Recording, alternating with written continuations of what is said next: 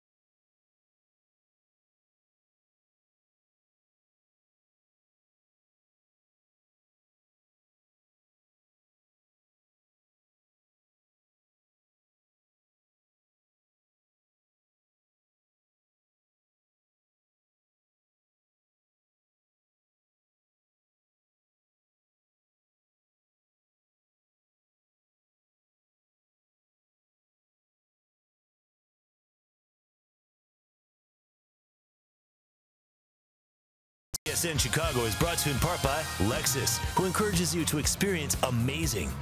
Blue Cross and Blue Shield of Illinois, through it all. Ford, who invites you to go further in their fuel-efficient vehicles. Check out our entire lineup at your local Ford store or buyfordnow.com. Menards, save big money at Menards. And Southwest Airlines, yes to low fares with nothing to hide. That's transparency. Welcome back to beautiful Wrigley Field on a nice night for baseball. Wind doesn't appear to be much of an issue. We had a slight threat of rain earlier, but it never did materialize.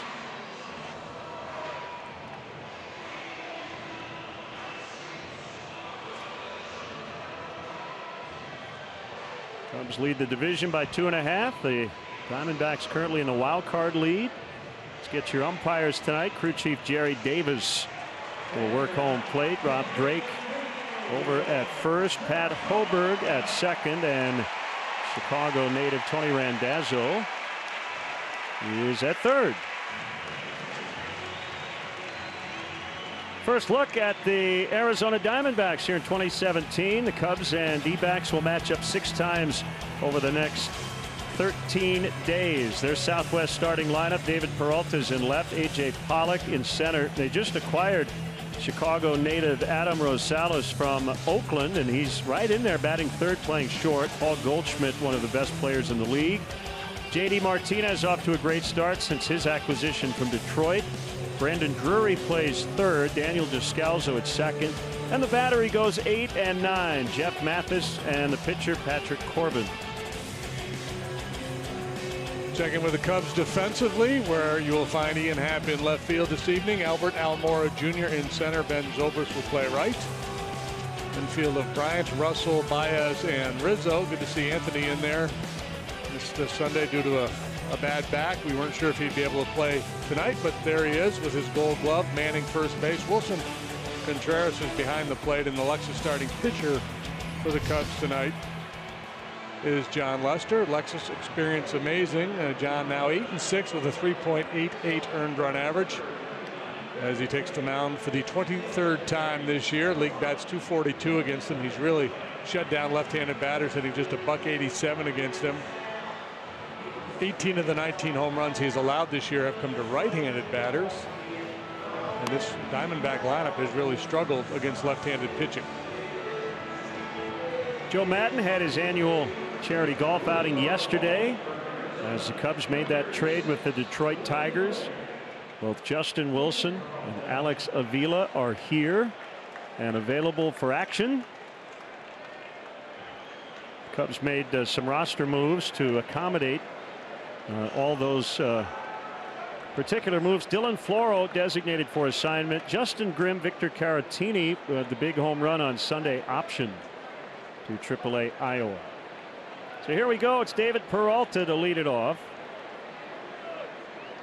And Lester's first pitch is a fastball low and outside. I expect to see these guys in September, if not sooner. And good for Victor hitting that home run on Sunday. You could take that down to Iowa with him, and it was a big one. 84 degrees as we get started. Again, wind doing very little as Peralta swings and misses. 1-2 the count. Southeast wind at 3 miles an hour. Muggy as fast here as you walk, right? Yeah, I can get 3. That's fouled upstairs. John pitching a normal rest, but moved up a day in the rotation, swapping spots with Jake Arrieta. John will attend the funeral of his uncle tomorrow.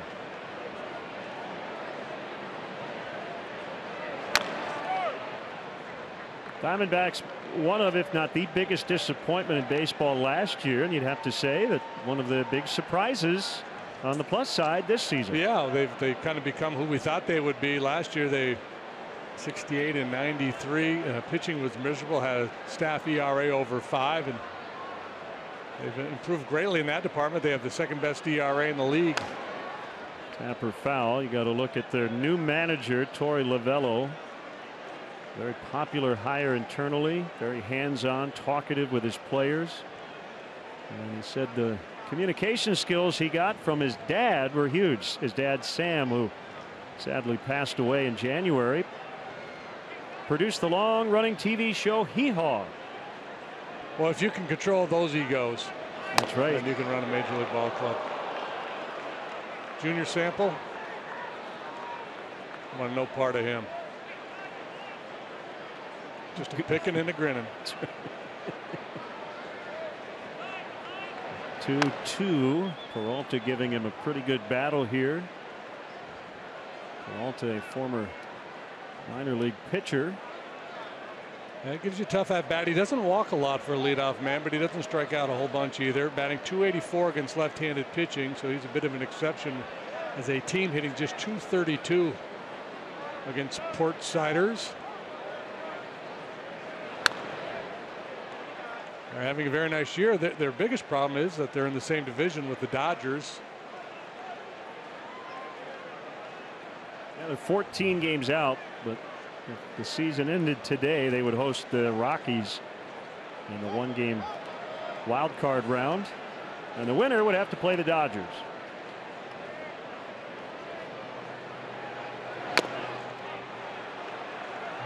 Making John work. Look at the Dodgers at 74-31. LA has won 18 of their last 20 ball games. During that stretch, the Diamondbacks have gone 8-12. On July 1st, they're just 3.5 games off the pace. How about the Giants are 35 games out?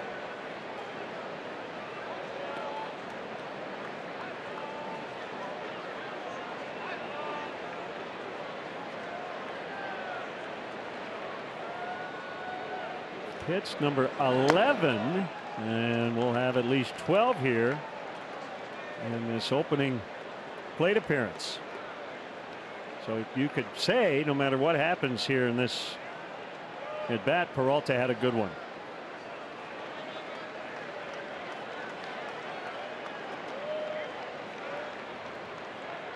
How good will it be? Good memory for him. So Lester strikes him out on pitch number 12. Peralta tosses the bat aside in disgust. I don't know if he's unhappy with Jerry Davis or himself. I'm guessing Jerry. Pretty good looking pitch at the knees, outside part of the plate.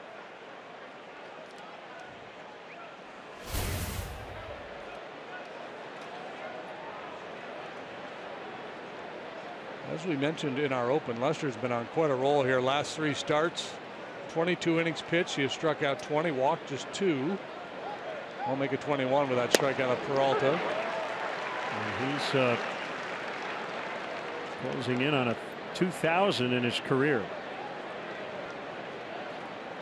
5 earned runs allowed total in those 3 ball games. 4 of them coming on solo home runs.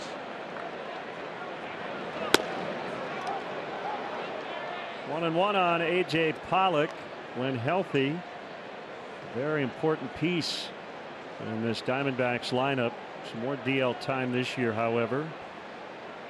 And a groin issue, missed 44 games. High in the air to left. It's Ian Happ out there tonight. And that's out number 2.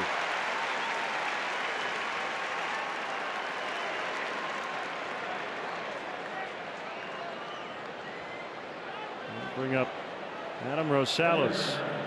They've got a bunch of injuries on their infield. So they needed to go out and pick up Rosales from Oakland.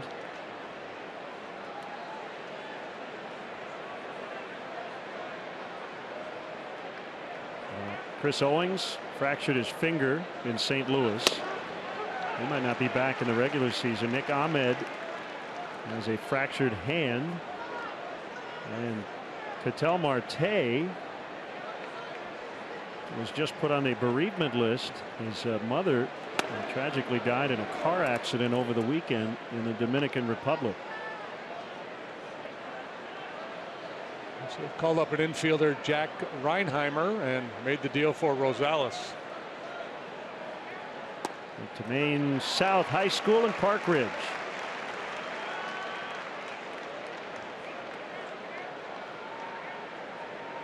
OPS of over 800 his last 2 seasons against lefties. 1-2. Here's the pitch by Lester. Called strike 3. Bottom of the zone. And the Cubs are coming up against Patrick Corbin when we come back.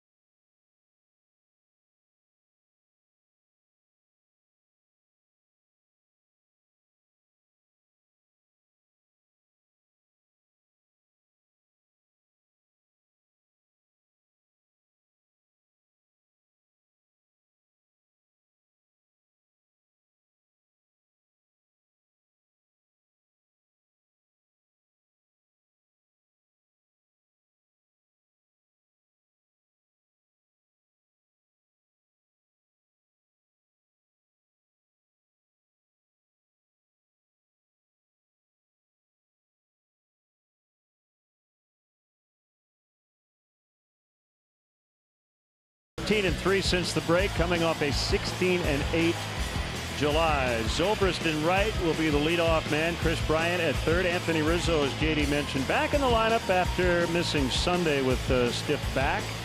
Wilson Contreras, a catcher. Almora is in center. He's been great against lefties this year. Russell and Baez make up the double play combo. Ian Happ is in left, and the pitcher Lester bats ninth. And the Diamondbacks defensively set up this way: Peralta, Pollock, and the newcomer Martinez in the outfield. Drury, Rosales, Descalso, Goldschmidt, and a little bit of a different look on their infield. Jeff Mathis. Veteran catcher is the backstop, and the Lexus starting pitcher is the 28-year-old left-hander Patrick Corbin. First pitch strike to the switch hitting Zobrist. Corbin 8 up, 9 down, 4.36 the ERA. Over his last 7, it's 2.81. Over his last 4, 2.54. 3-0 with a 3.15 career ERA against the Cubs. They can pitch. Second best ERA in baseball. Yeah, surprisingly so. I mean, they were up over 5. There's a base hit to right after a slow road trip, and Zobrist back home, and as a result, Denny's Beverage Depot donating $100 to the Greater Chicago Food Depository. Diamondbacks had the second highest starters ERA in all of Major League Baseball last year. Now they're second best. Here's Chris Bryant. We'd like to welcome all our viewers watching on Van Horn Cablevision in Van Horn, Iowa.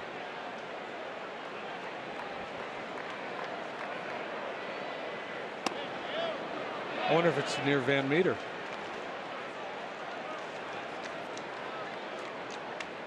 I was thinking of Dave Van Horn. Bob Feller is from Van Meter, Iowa. Diamondbacks recently voted the ugliest uniforms in all of sports. Is that true? No, but I'm going to go with it.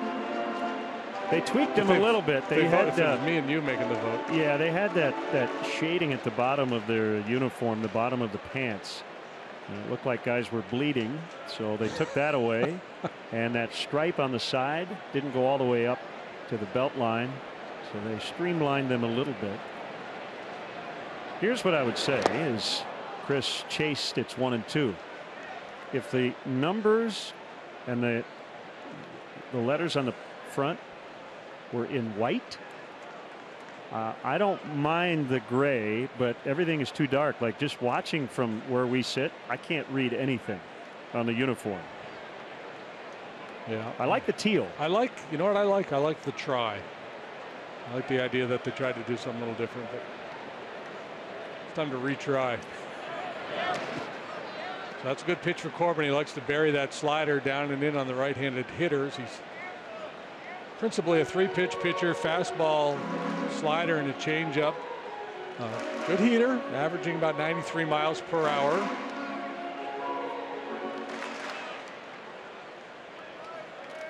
Elbow surgery cost him the entire 2014 season and a good chunk of 2015.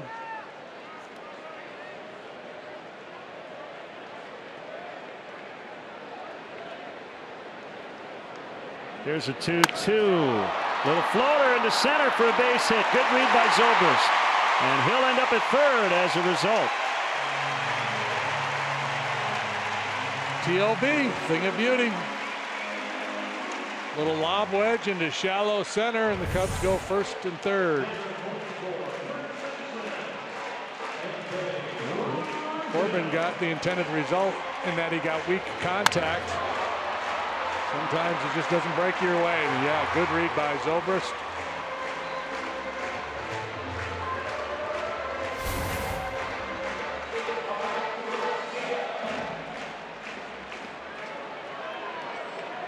Golden opportunity, first and third, nobody out. And the batter is Anthony Rizzo. There's a pitch. Strike one. 3:02 here at Wrigley Field. Good work against lefties here lately. Back soreness on Sunday. Saturday was drilled by a fastball at 97 miles an hour. Barely flinched. As you said, he's made of steel.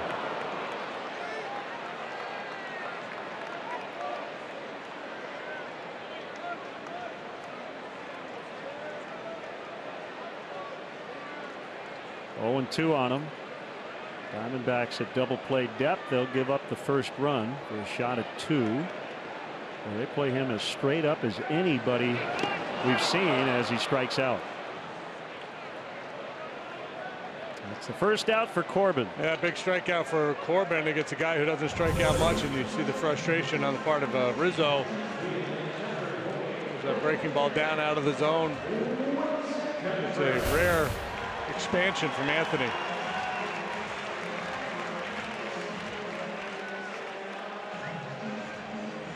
By the way, regarding the Diamondback uniforms, I'm reminded by a little birdie to tell you the uniform, home uniform you originally wore, had a lot going on too. Was awesome.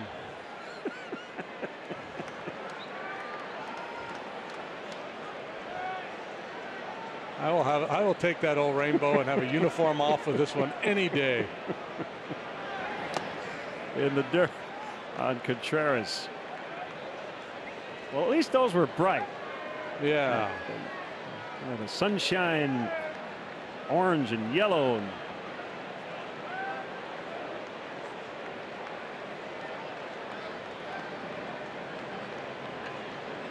Give me a crack at it. I'd fix those uniforms.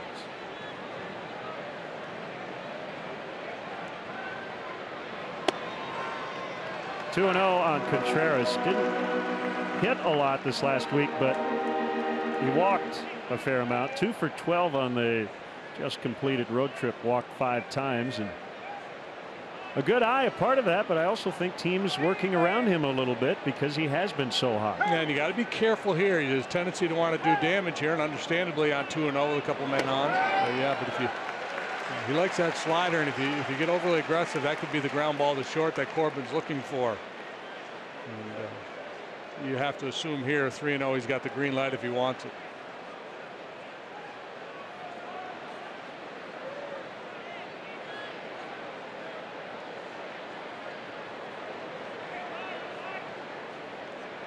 The 3-0 from Corbin is a strike.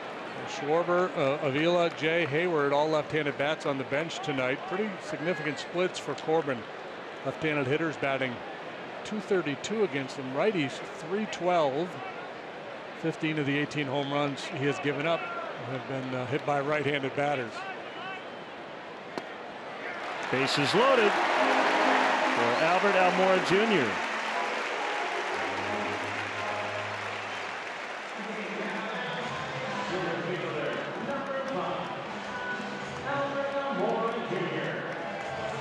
Right man in the right spot. Almora has tore up lefties so far this year.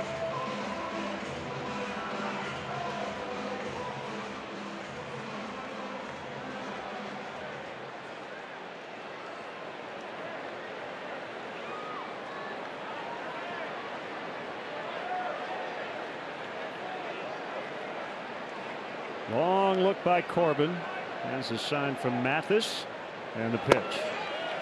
It's low for a ball. And Mathis will head out. Corbin was an all-star in 2013. That was his first full year in the big leagues. A 14-game winner that year with a 3.41 ERA, and then he had the elbow issues that sent him back a good deal over the next couple of seasons.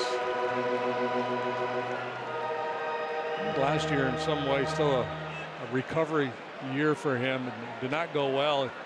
5-13 with a 5.15. From the Syracuse, New York area. And the 1-0. There's a base hit. There comes Zobrist. Bryant around third. And he will score. Throw to third.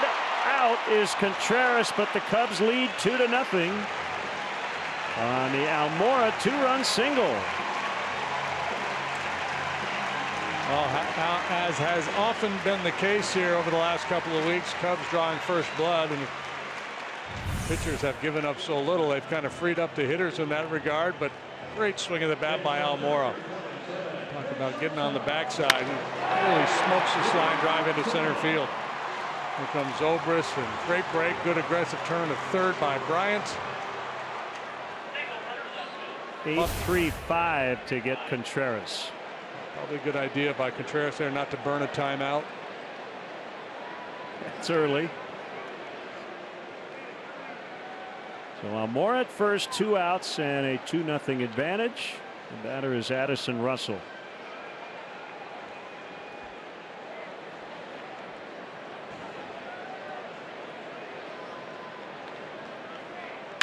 And he hits one hard, fair.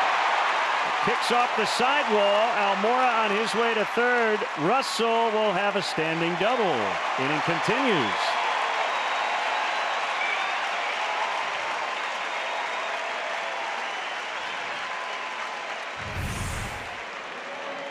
Another ball sharply hit. Bryant's base hit was kind of soft, but Almora, Russell, Zobrist all hitting the ball sharply. This one down the third base line. It'll go for 2. Heads up, guys.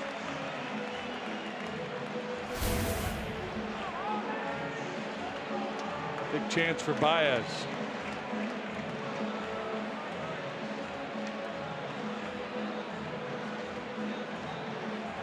Mike Butcher is the Diamondback pitching coach.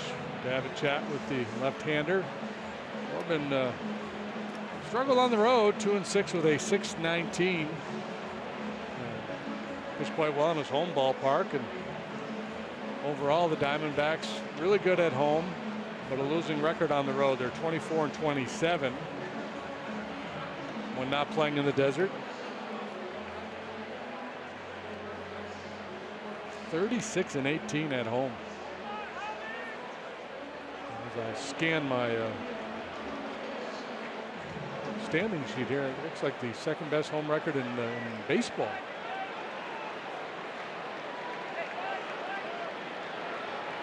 Javier Baez. Second and third, 2 runs already in. Takes low. Rough go here the last 6 games, 2 out of 19 with 11 strikeouts. One of those hits, however, a home run.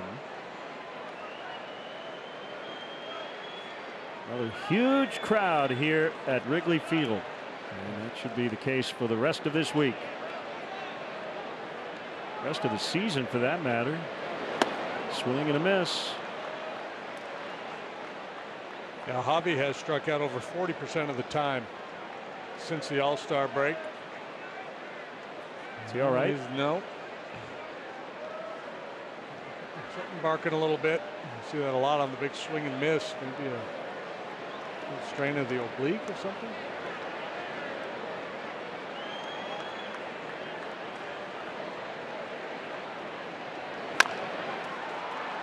Charged by Rosales, and he just got him at first.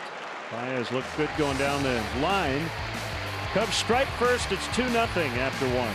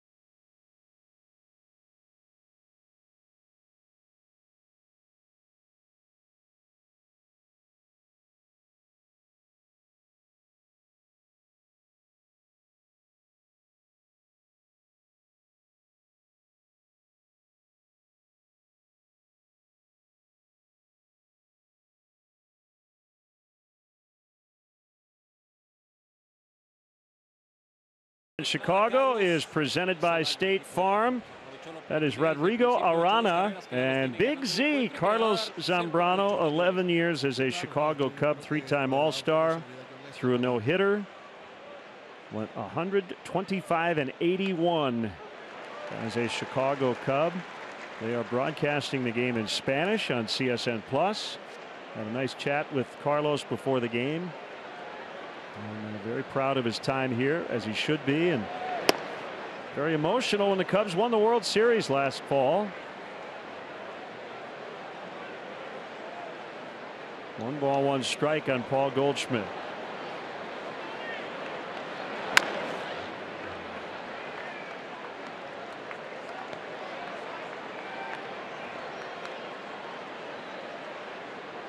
Is that Mike Fontenot? Oh, I love it. Yeah, they used to do that before games around 2008.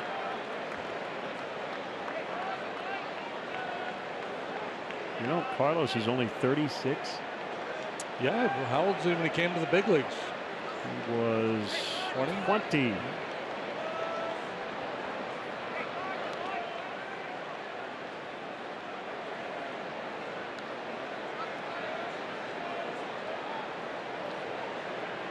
Two from Lester, bounced into center as Goldschmidt broke his bat. Baez almost flagged it down, but would have been a hit either way. So the red hot Goldschmidt stays hot.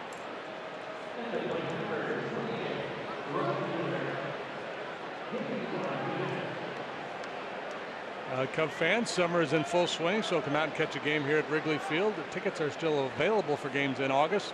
Happy August, by the way. Especially for the next 2 here with the Diamondbacks and then the Cincinnati series later on this month. Visit Cubs.com to get your tickets.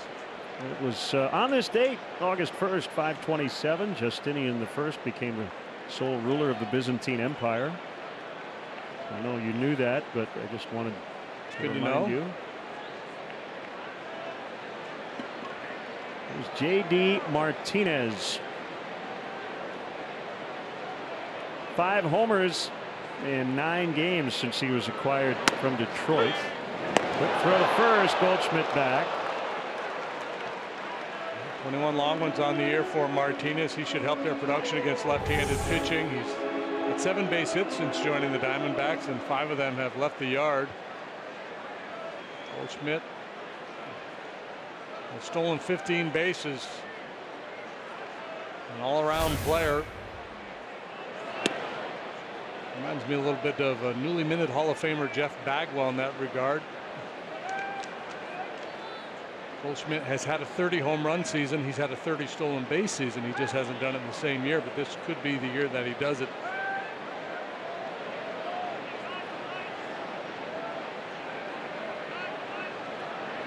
One. This is high on Martinez, who got hit on the left hand by a pitch in his Diamondbacks debut and ended up missing the next 3 games, but upon his return went on this home run tear.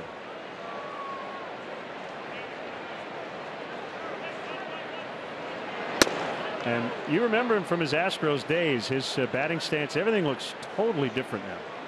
Well, he's become one of those launch angle guys. He's always had a very quick bat. He was a high average hitter when he first came to the big leagues, and then he started to develop his power game. One thing that hasn't changed is this little idiosyncrasy he has right there, the kiss of the thumb and then the tap of the chest.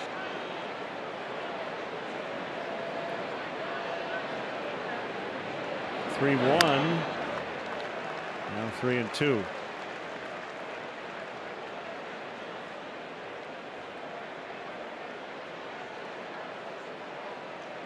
.38 home runs in 2015 with Detroit.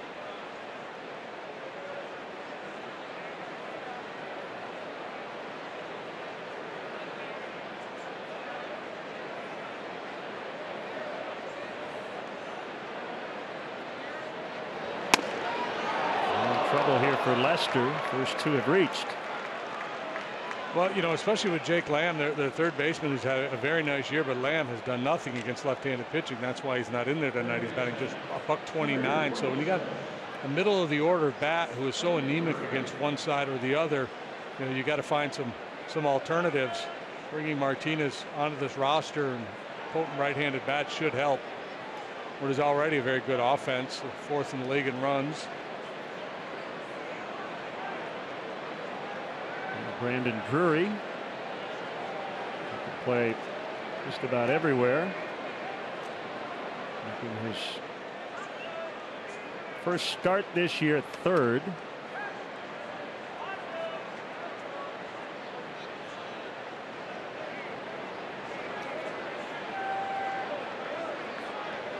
Triple plays in order.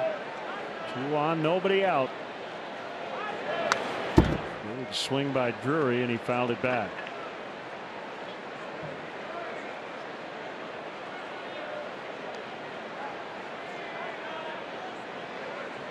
Wanted to mention on the off day, it became a big international story. The Cubs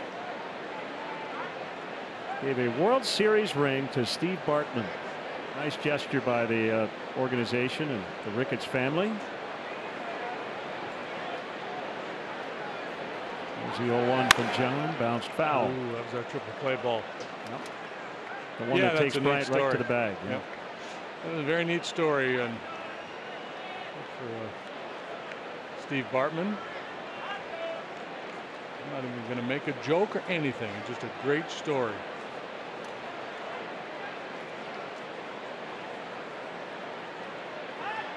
Single and a walk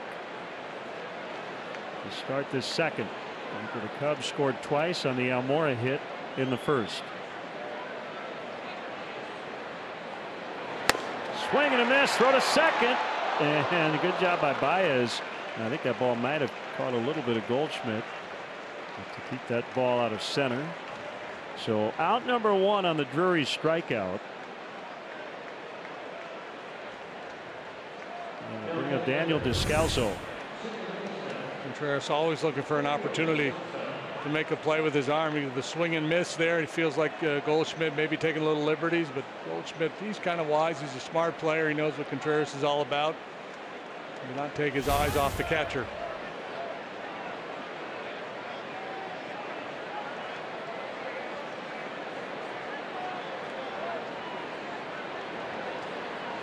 Left-handed bat. Daniel Descalso takes a strike on the outside corner.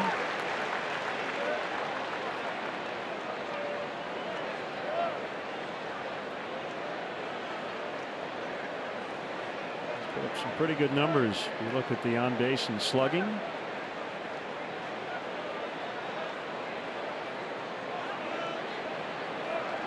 And the 0-1 actually was a better pitch. Didn't get the call. Boy, the pop of that catcher's mitt sounds great tonight, doesn't it? Snap of the leather, yeah.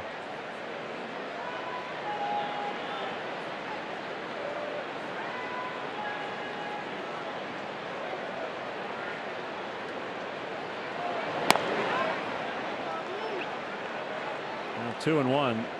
Mentioned John will attend the funeral of his uncle tomorrow. Last few starts he's had. He play like a champion today in honor of his uncle who went to Notre Dame.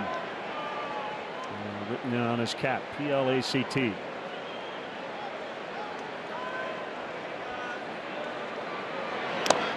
Foul tip, 2-2.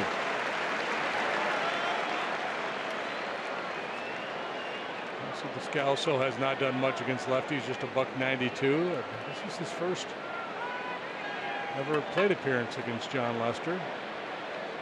He was facing the Diamondbacks for the first time since September of 2015.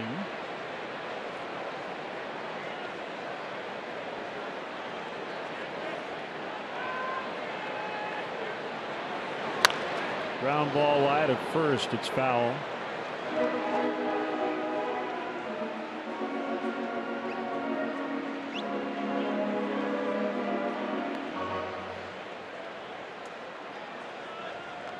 making him work.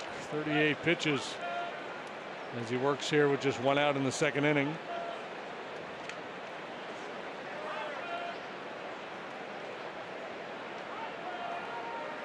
Cubs coming off a series win in Milwaukee. They took 2 out of 3 despite scoring only 7 runs in the 3-game series.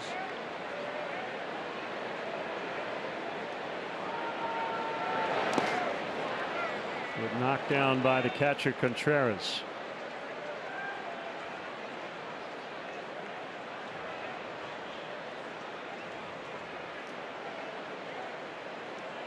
And the Diamondbacks coming to town after splitting a 4-game series with the Cardinals in which they only allowed 5 runs. Cardinals are in Milwaukee tonight.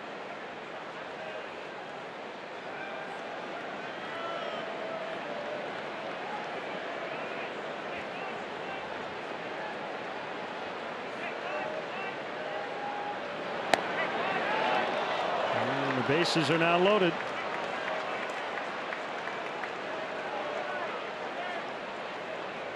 In the bottom of the order, it is the catcher Mathis.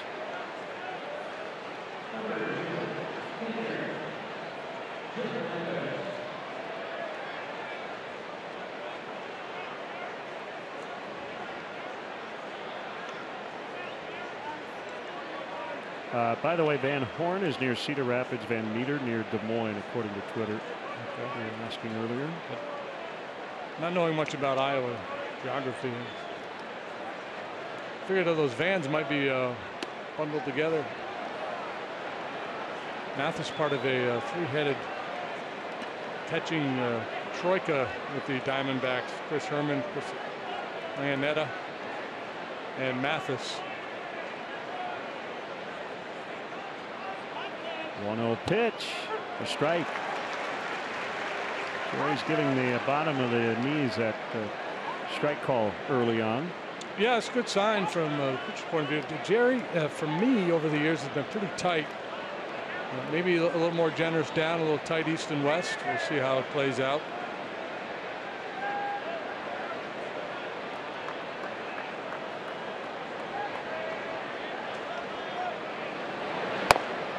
Inside that time.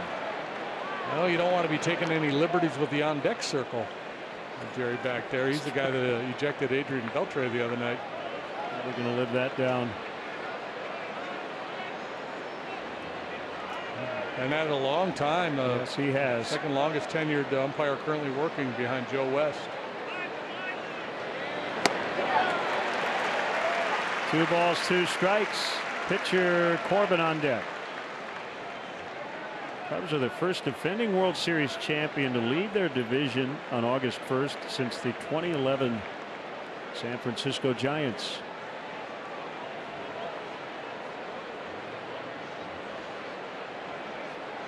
Season best 8 games over 500.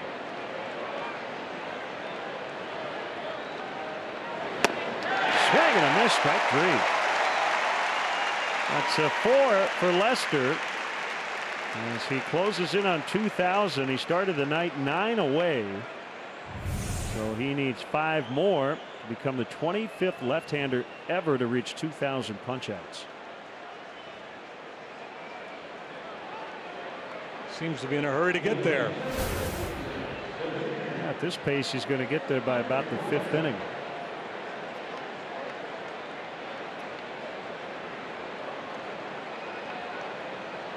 Here's the pitcher Corbin. The Cubs pitchers over the last 9 games going into tonight have held the opposition to 1 for 41 with runners in scoring position. The 1 hit was by a pitcher, Carlos Rodon.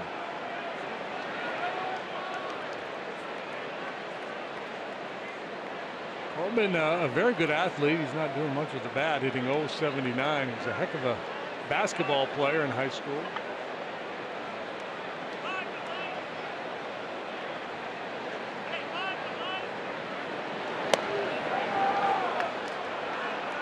And 2-0.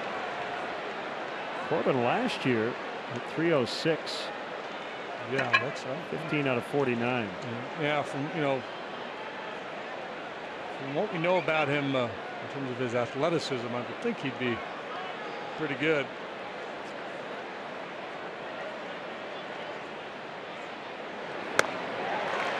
Late that time. 2-1.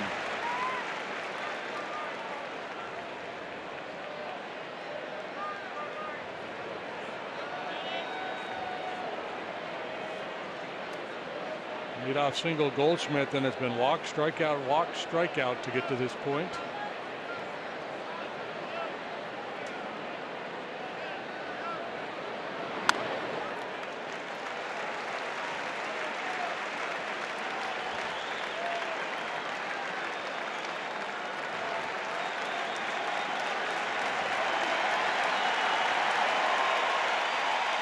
.49 already for the ball game. 30 this inning.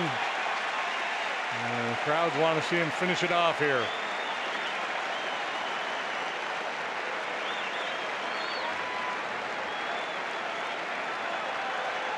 Two. Got him. 6 outs recorded, 5 on strikeouts for Lester early, and the Cubs lead 2-0.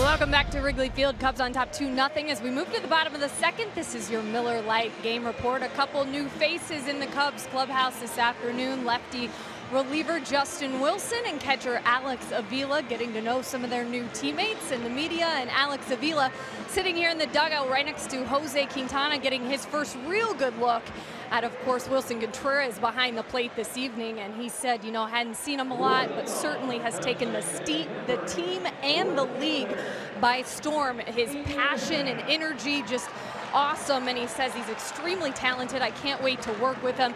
He got out there, though, today, guys, and caught Jose Quintana's bullpen. Of course, worked with him with the White Sox, but my favorite part about the conversation was him telling us that the person who was most upset about him being traded by his own dad in Detroit was his mother, who will now not get to see her grandchildren as often. You know, that's tough, right, when the business and personal lives interfere, right? Yeah, and I guess the good news is Alex and his dad were together for quite a while in Detroit. So, yeah, business is business. Such is life. Happy to have them both here. Alex Avila and Justin Wilson.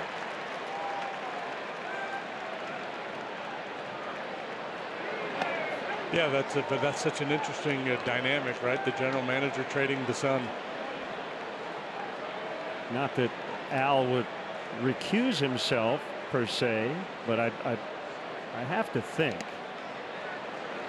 as Ian Happ takes ball 3, that he really relied a lot on his assistants to kind of go over a lot of this stuff, because how do you take yourself out of it if it's your kid? Well, the other part of it is he's sending his kid somewhere where he's got a chance to win a World Series. Right. And by the way, that's what he'll tell mom. I mean, that's that foul. Get him off the hook at home. I think the other thing is, The Tigers have been lauded for what they got in return. Two guys who might be everyday players eventually. Jeimer Candelario much sooner than Isaac Paredes. The young shortstop. High and deep. Left center for Ian Happ, and it's gonna go! A home run.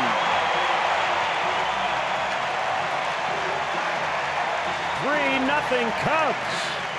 Unless they're able to work out of the bases loaded jam, and boom, just like that, one more point goes up on the board for the Cubs. Ian Happ kind of in a downturn here of late. Maybe this will be the start of something big for him. It's home run number 14 for Ian. And a 3-run lead for the Cubs. The Ford home run replay. It looked like he's trying to cut a fastball in on his hands. And I said, nope, not going to let you in, my friend.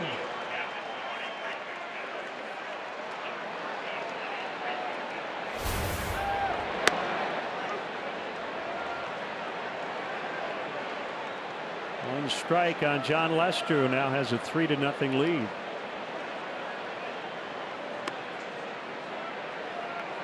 First home run for Ian since July 8th. And we got Ivan Nova of the Pirates.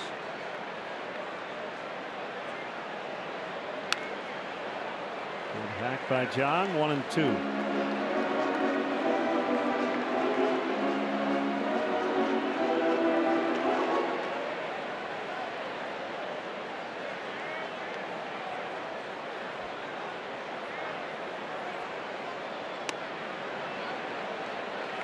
Corbin coming in.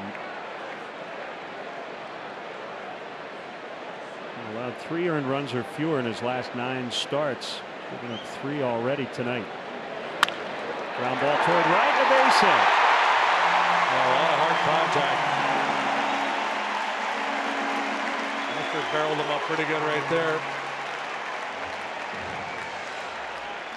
We talked about, or at least showed you the numbers on Corbin.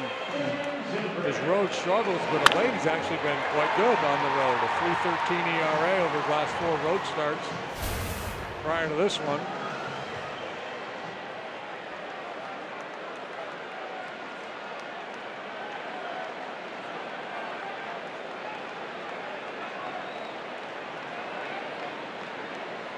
Cubs look a little frisky after the off day.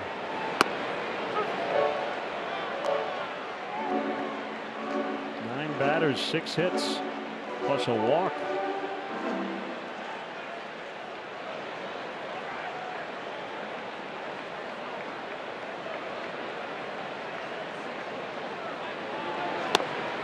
Swing and a miss. It's 0-2.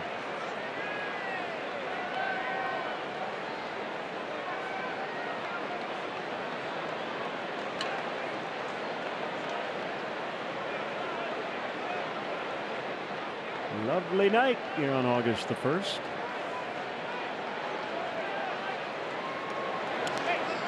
Knocked down. Lester will hold his position at first.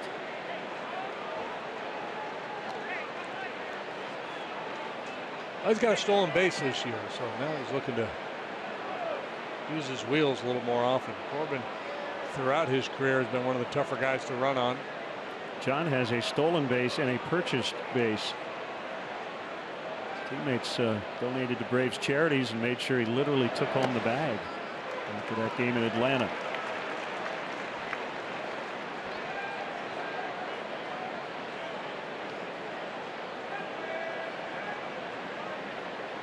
Hit a double, stole a base, punched out 10. All in a day's work. 2-2 to Zobrist. Ground ball to third. It gets past Drury. Lester to third. Zobrist to second. Should have been a double play. Instead, it's an error. And still nobody out.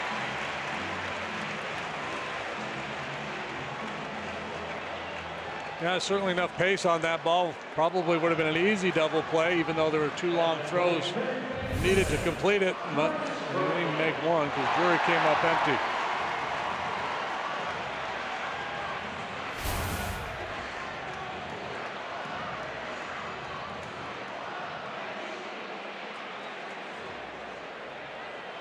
Diamondbacks will play their infield back. with nobody out. Bryant, the fourth Cub with 3 20-homer seasons by his age 25 campaign. Joining Ron Santo, Billy Williams, and Anthony Rizzo on that list.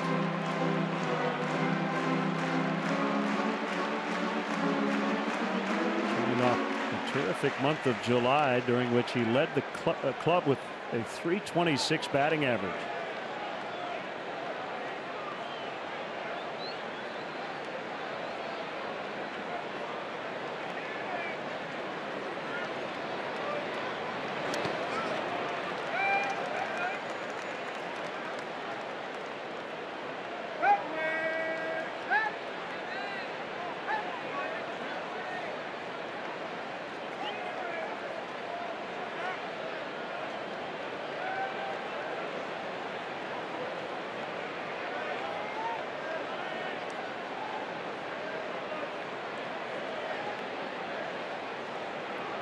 On Bryant.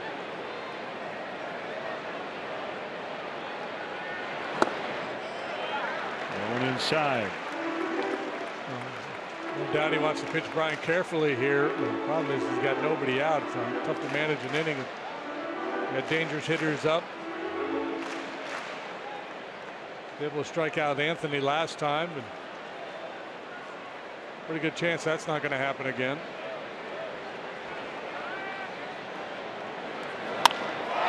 Hit well to left and caught by Peralta. Lester tags and scores, and the Cubs lead 4-0. Bryant picking up his 46th RBI. One fortunate fan will win a player grade 2016 World Series ring donated by Jostens, with proceeds benefiting Cubs charities. Now through September 4th, Cub fans can purchase raffle tickets for $10 each. Tickets can be purchased online and at official raffle locations around Chicago. Visit Cubs.com/ring-raffle for details. Lester will try to cool off, get hydrated. As Rizzo bats with only 1 out. A runner at second. That is Zobrist.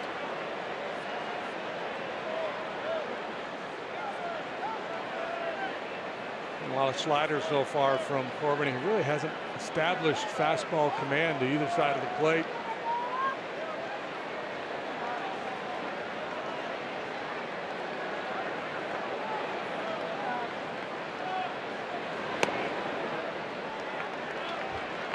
Squeezed a little bit right there.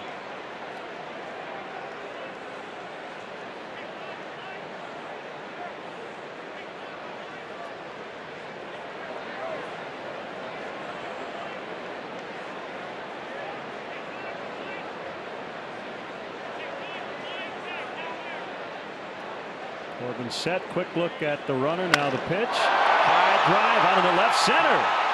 It will get out of here. 2-run homer. Anthony Rizzo.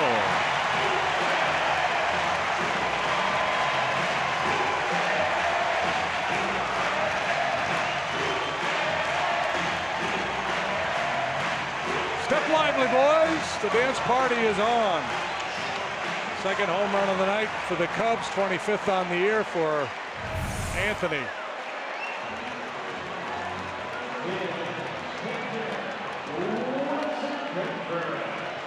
Got him to chase the slider out of the zone last time. This time it's up above the knees.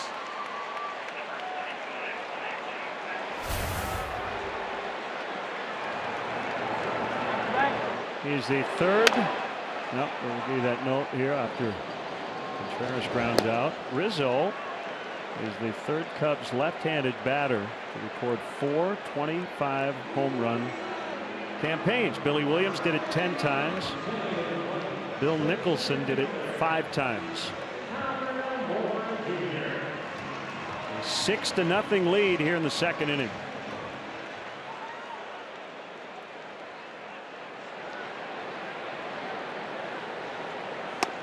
Almora gave the Cubs the lead with the 2-run hit in the first.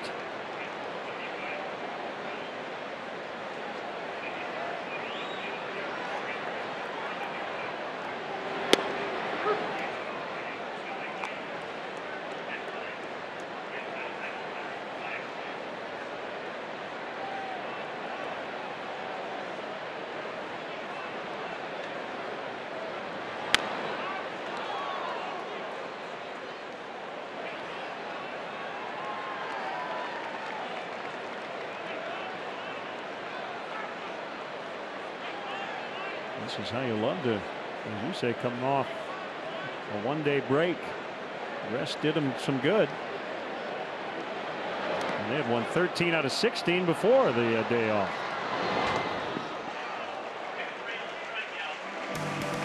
So the Cubs put up 4 runs in the inning.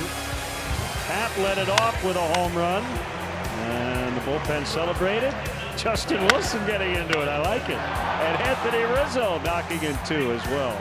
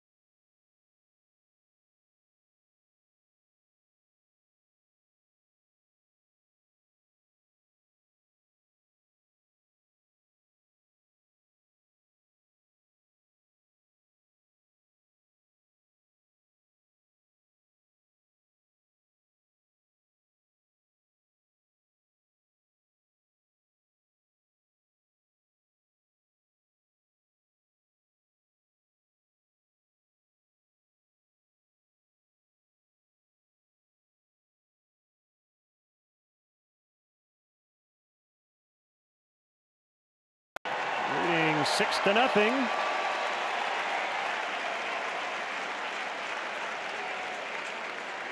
One unearned run. I believe one unearned run. And that second. And a strike called. Yeah, it should be right. On Peralta, who had a 12 pitch at bat to start the game. And he struck out looking. Well, a couple things here that often happens once a game gets lopsided early. Pitcher can be a little more aggressive, and it's kind of against Lester's nature. He doesn't like to give in. He may be more willing to attack the middle of the strike zone depending on the count and the hitter. And a lot of times too, you see the opposing team get into a little bit of a swing mode when they fall down by a lot early. Quality of that bat suffer a little bit. Guys start to press.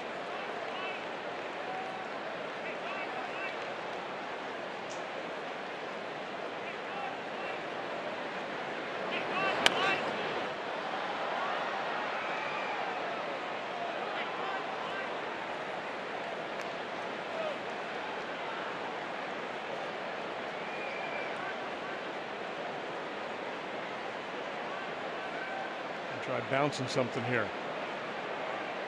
Cutter. He's shown the ability to reach a lot of pitches, and sometimes with a guy like that who's covering the plate, it's time to go, lower than low, higher than high. Go just see how far he's willing to go to try to make contact.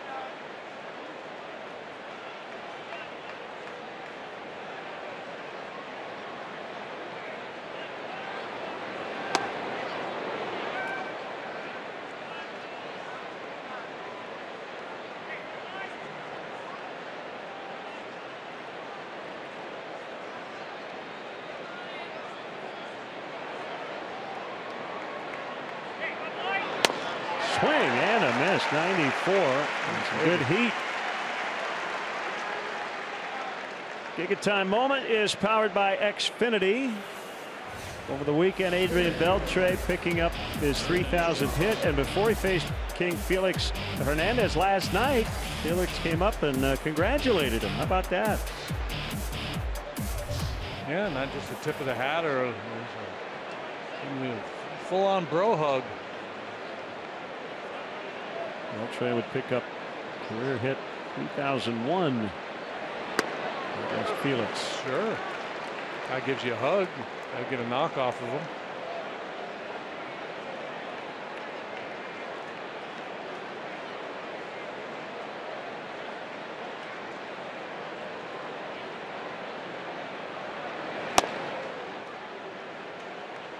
One ball, one strike on AJ Pollock. Good player, Pollock. Decent power, real good speed, tremendous defender.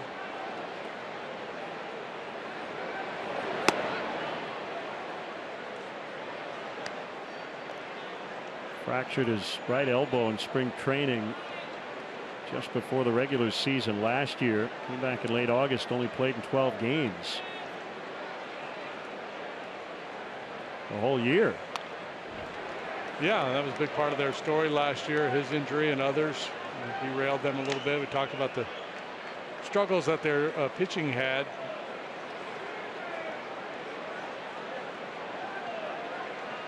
I mentioned earlier John wearing the cap, or the PLACT, to honor his uncle, a Notre Damer. Pollock played his ball down in South Bend.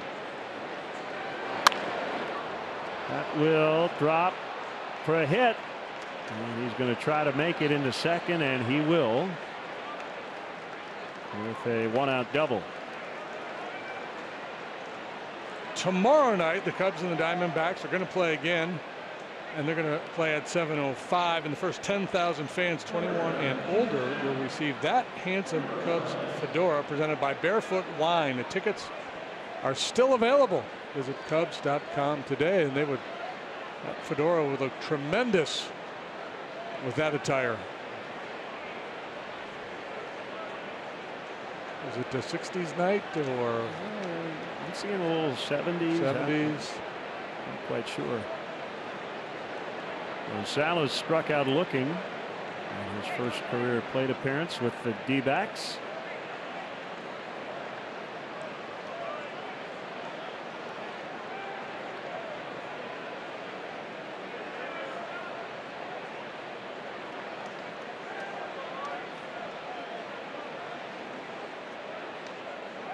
Here it comes, swing and a miss.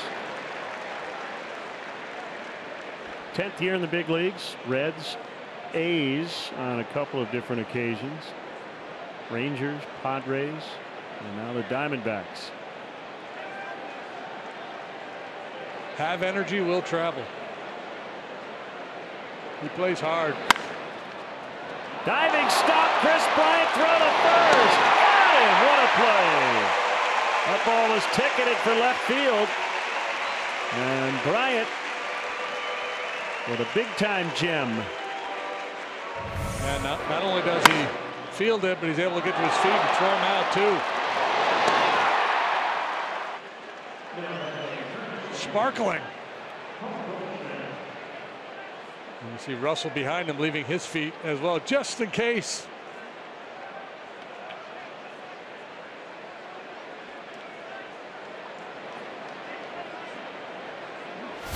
Goldschmidt singled in the second. An all-star each of the last 5 seasons.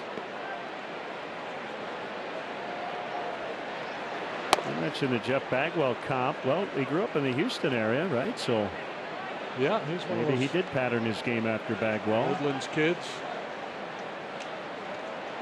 And on to Texas State University.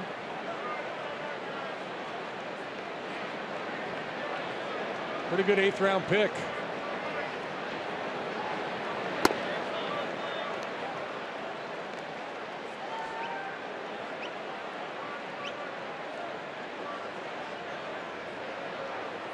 Good night to Sweat. Yeah, John's working very hard tonight.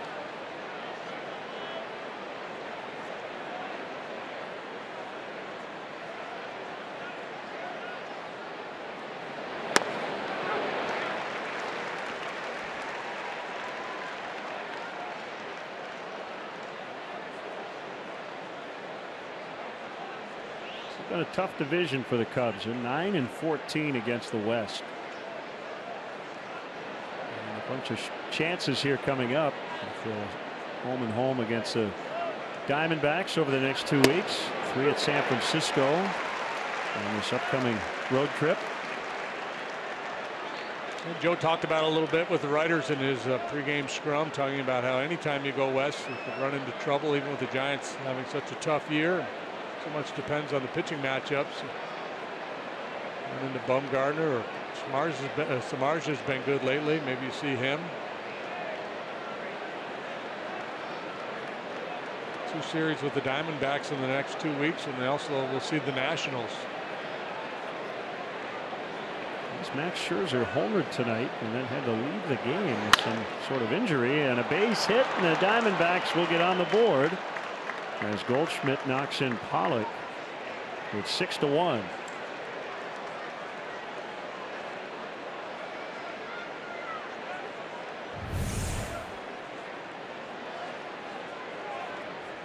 He's 2 out of 2 tonight.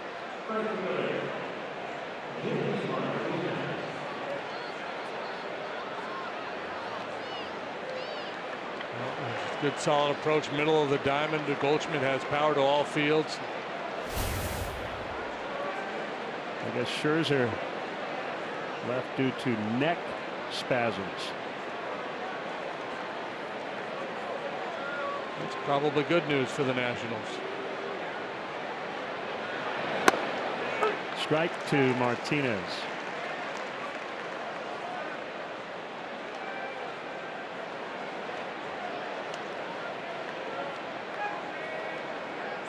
So they've got an AJ, they've got a JD, and they've got a TJ McFarland, left-hander in the bullpen. Chicago area guy.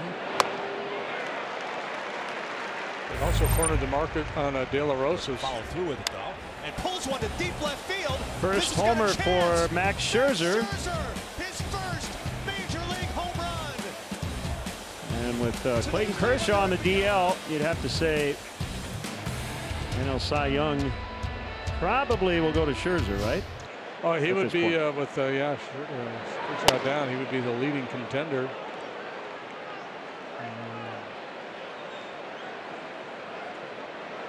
Yeah, Greinke's having a big year. Alex Wood maybe could still be heard from, but yeah, I would say that right now it would be Scherzer.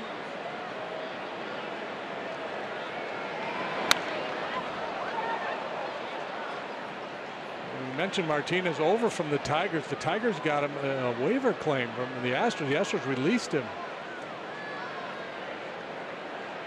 The Astros have done a lot of smart things in recent years, but they'd like a mulligan on that decision.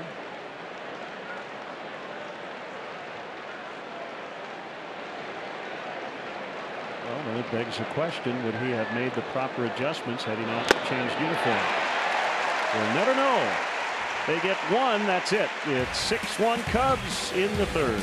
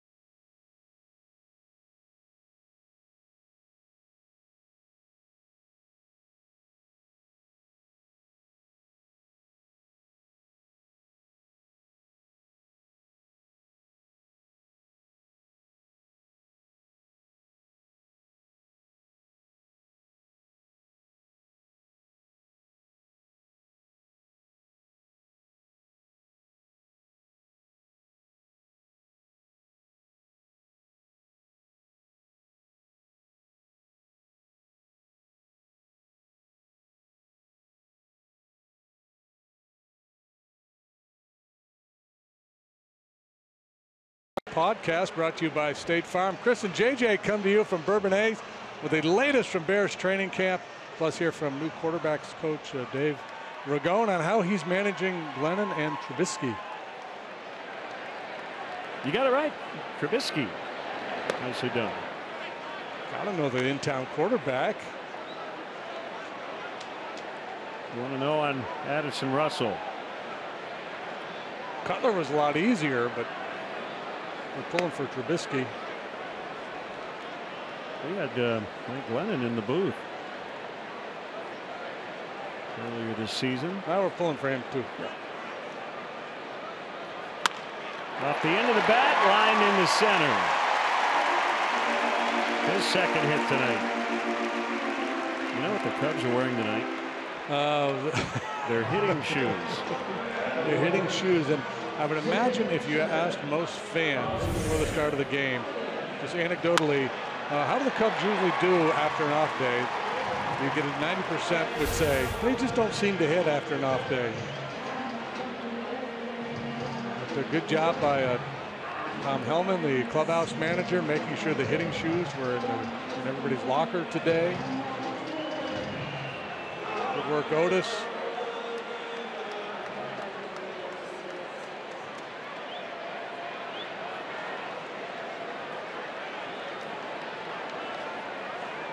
Corbin just can't settle in, constantly in the stretch.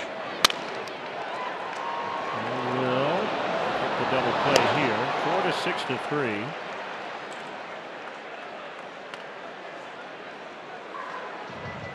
StatCast is powered by AWS. Ian Happ, a right-handed home run.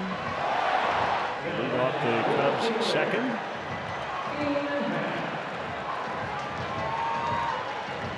Little scramble for the ball.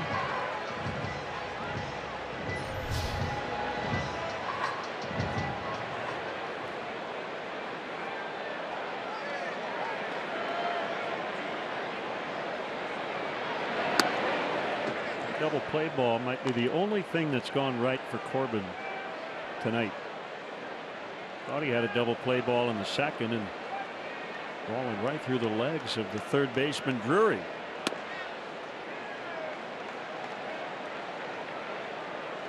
You could say the Drury error made for a dreary inning for Corbin. 2-1. Now you're going to go to play the Drury in card there. I could have.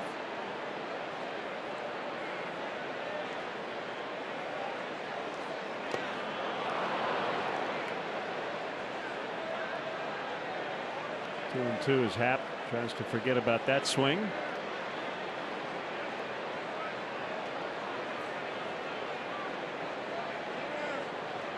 Zach Godley and Jake Arrieta tomorrow. Zach Greinke and Jose Quintana on a Thursday afternoon here on CSN. Back-to-back Zacks and the Diamondbacks. They've both been good. Godley's got a 3.06. Greinke 2.84. That will drop. So Happ's aboard with 2 outs.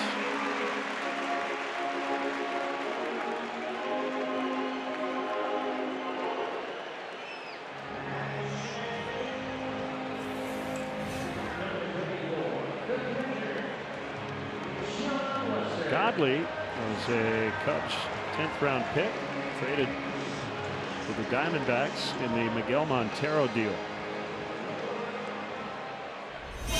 He'll be fired up making that start here tomorrow night.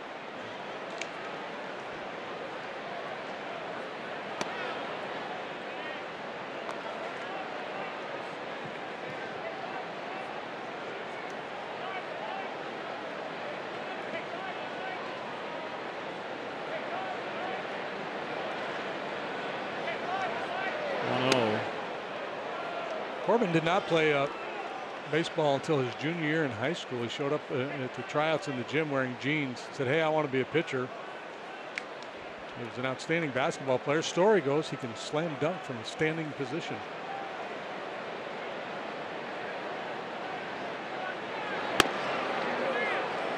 That's pretty good, right?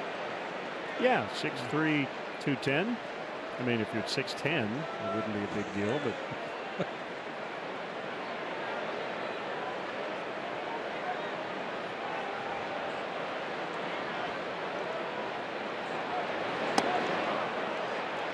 Cicero, North Syracuse High School, and then on to Mohawk Valley Community College. That's in Utica, New York. Thunder Mifflin's got an office there. Ralph Cramden had an uncle that lived there as well. And then he transferred to Chipola Junior College in Florida. Deep left center for John Lester. He's got it! A home run! Oh, they John really got to dance. Lester! Oh, my. We have a winner in the Lester Lackey Home Run Derby. Took the better part of 2 years. And the big guy with a big smile.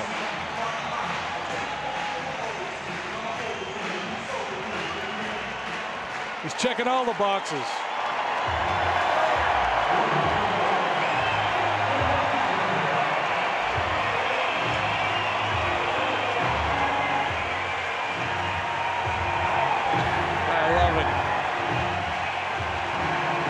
Come out.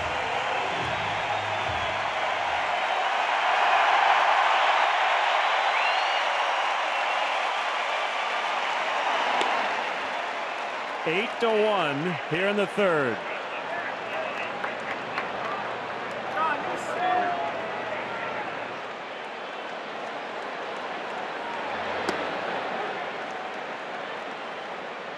Third long ball given up by Corbin here tonight. And speaking of pitchers hitting long balls, it's Carlos Zambrano. That was a specialty of his. Zobrist lines foul.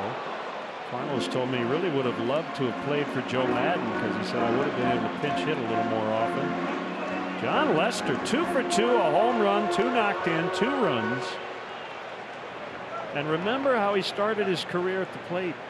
0 for 66. That was a major league record. Yeah, and not to pat our own backs too much, but you and I, we kept making the case, looking at his swing, that he was going to be okay. Yeah, I think sporadic at bats and some bad luck. The main reason he went 0 for his first 66.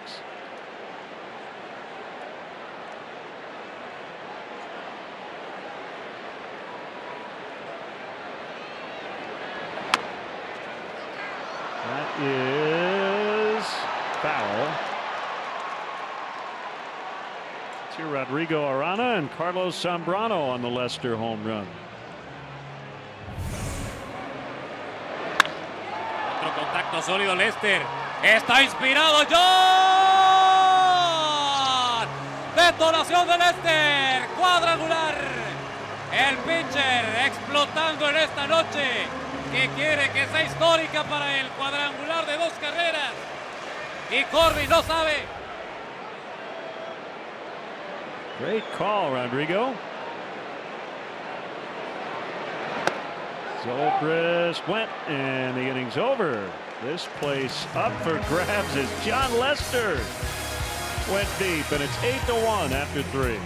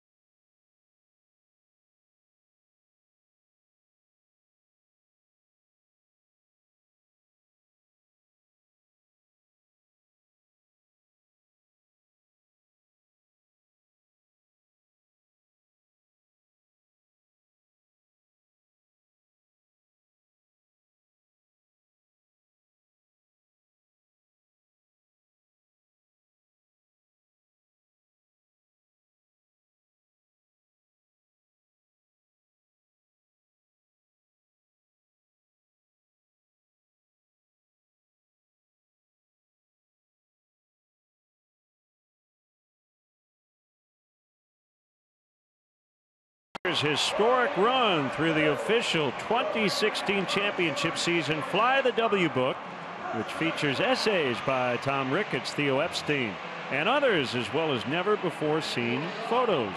For more information, visit Cubs.com/fly the W book.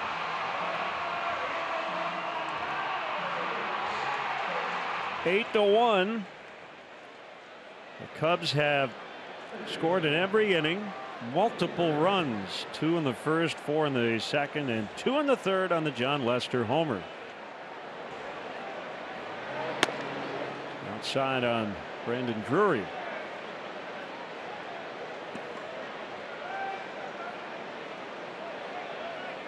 Brewers lead the Cardinals 3-2, bottom 5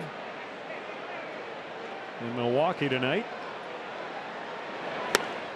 Swing and a miss. Jimmy Nelson pitching for Milwaukee. Carlos Martinez made the start for the Cardinals tonight.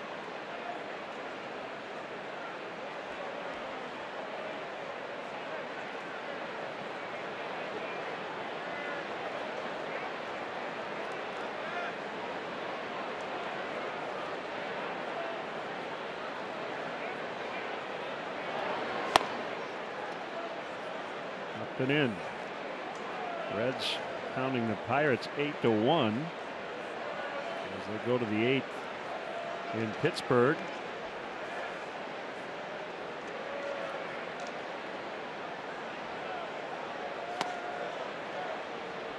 Lester behind 3-1.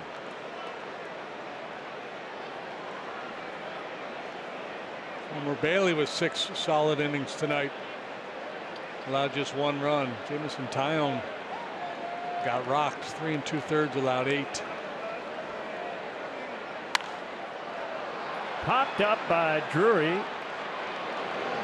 Middle of the diamond, and it's Baez. Ooh, almost dropped it.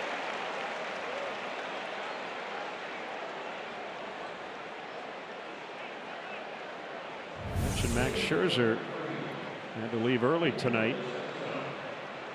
With a 6-0 lead, it's now 7-6 Miami in the 7th.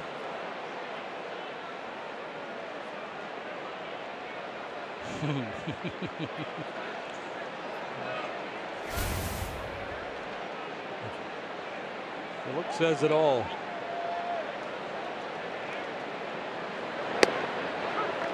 In there on Descalso, who walked his first time.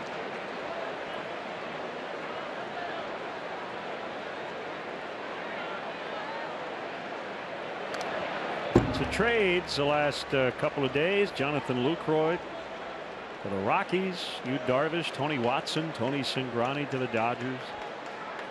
Brewers got Jeremy Jeffress back from Texas. Sonny Gray is a Yankee.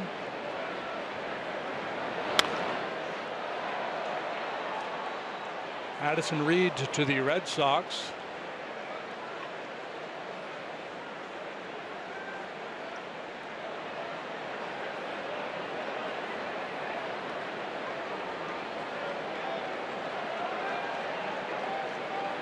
The 0-2 called strike 3.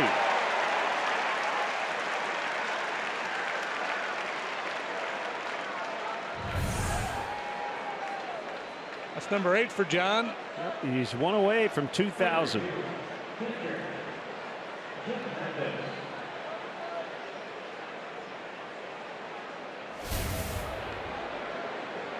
This could be a big night for John.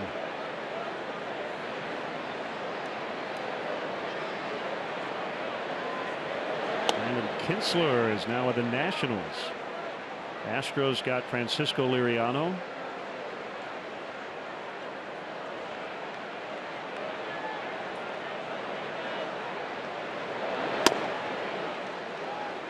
Diamondbacks got Adam Rosales. They also got David Hernandez yesterday. And there's TJ McFarland, southpaw with Chicago ties.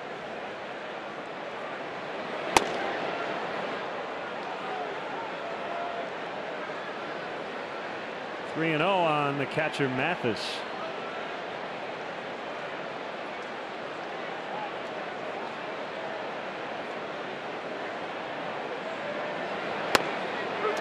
3-1. Corbin is on deck. It's possible he will take the at bat and not come out to the bottom of the fourth to pitch.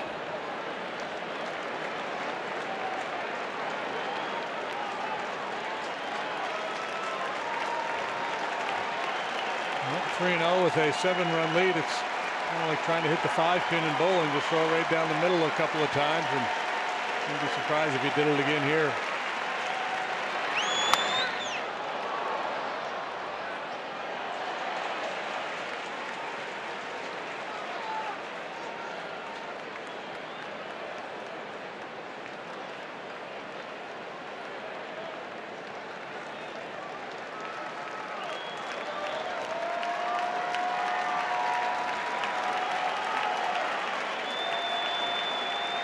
Another 3-2 offer.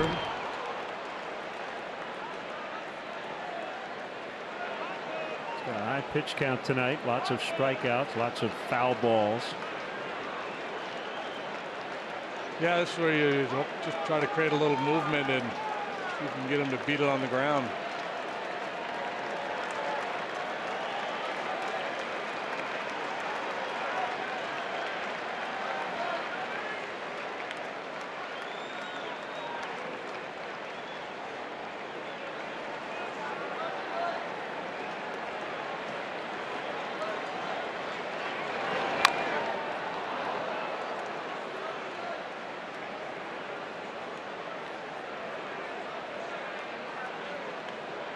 Cubs out hitting the D-backs 10-3.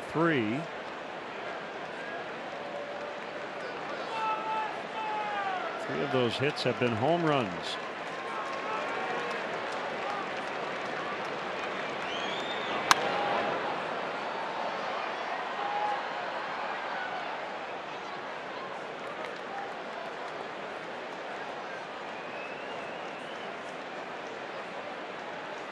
Hmm, 92 pitches now, so in all likelihood a 5-inning night for John.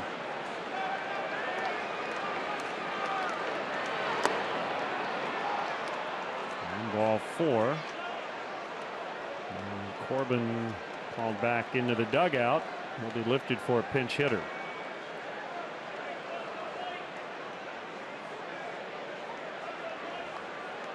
Jack Reinheimer.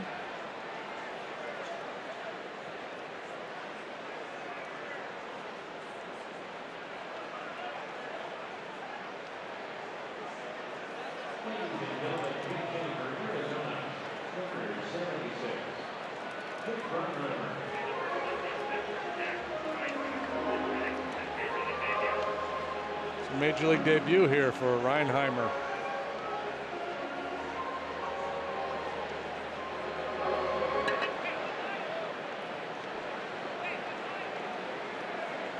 Seen him a bit in spring training.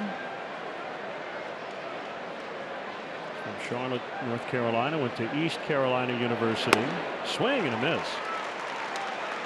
25 years old. Very short night for Patrick Corbin. 3 innings.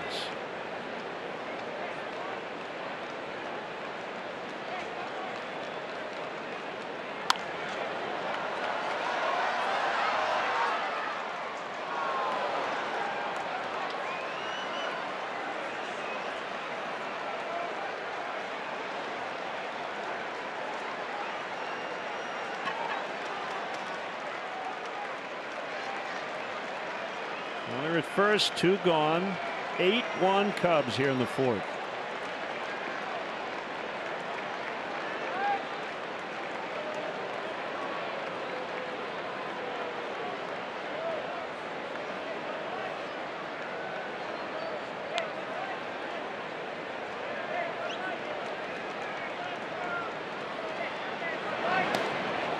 Gets through the legs of Contreras and allows Yankees to move up.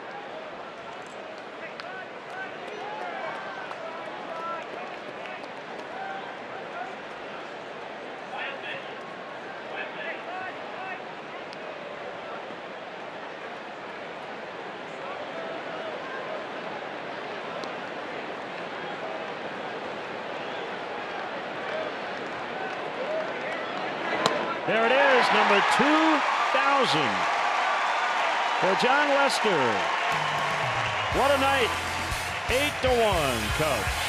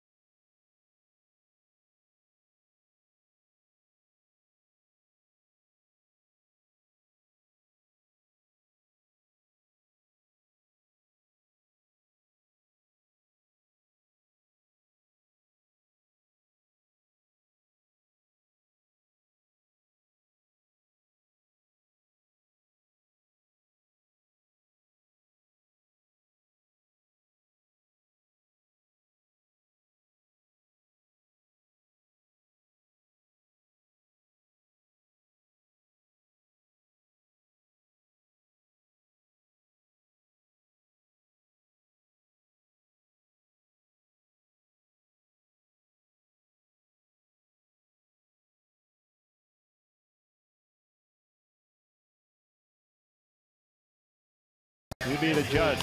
Former Cub Austin Jackson against Hanley Ramirez.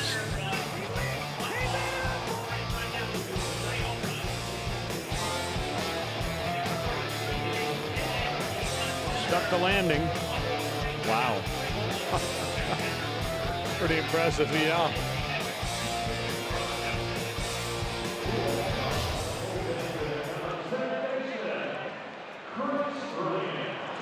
First man out of either bullpen is T.J. McFarland, native of Palos Hills, Illinois. He'll make his 27th appearance. Former Baltimore Oriole. Sinker baller. A lot of balls hit on the ground when McFarland's out there. Bryant, a single, a sac fly, and a run.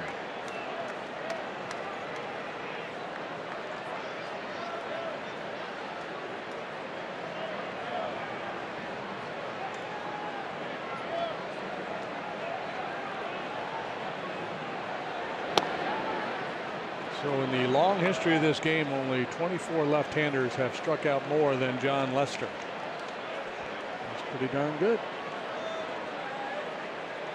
Number one on the list, of course, Randy Johnson.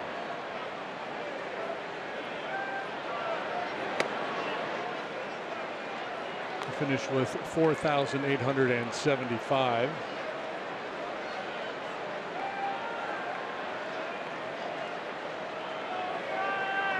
To find out.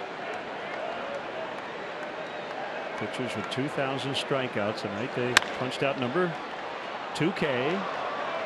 Drury will get Bryant. Did they hit a home run? John Lester did.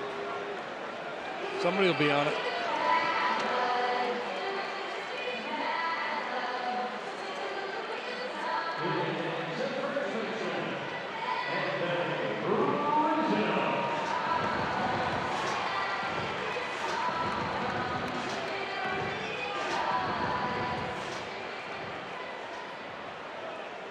Rizzo with an opposite field home run in the second inning. He's got 25 on the year.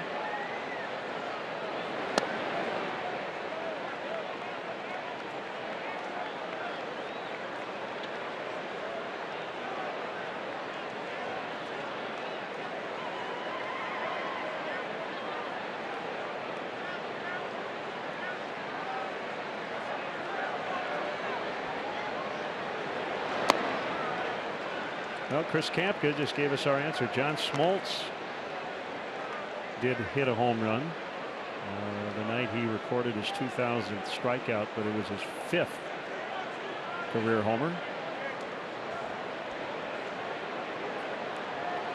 So I'm guessing this is the first time a pitcher's ever struck out his 2000th while hitting his first major league home run. We can craft it to be a first. Yeah. Under the guise of every time you come to the ballpark, you see something that's never been done before.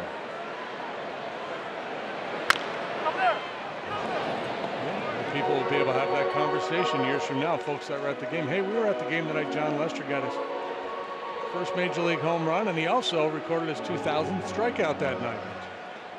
That's pretty cool. I'm going to say it's the first time a Cub left-handed batting pitcher has homered at Wrigley Field, and Junior Samples has been referenced on the home team broadcast.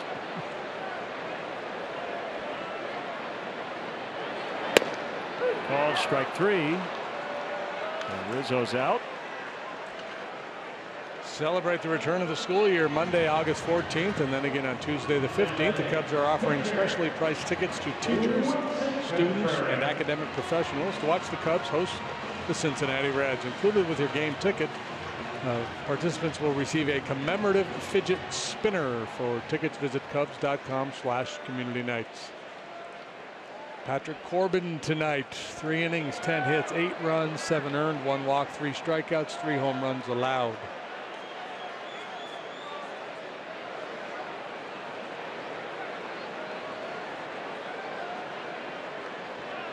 You know, just I always think about when new guys come to the Cubs. Really, anybody gets traded, a veteran guy, and you get immersed into that culture. And every team's a little different. I'm thinking of Justin Wilson, who got into the dancing on the first home run tonight by Ian Happ, but the Cubs have hit 3. Is part of him thinking this is insane? He probably just wants to know the protocol. Do we dance every time? Right. Now, what if I'm warming up? Do I have to stop and dance? Sharply hit on the ground, and that'll get into center. Contreras. And he's going to try to make second, and he will.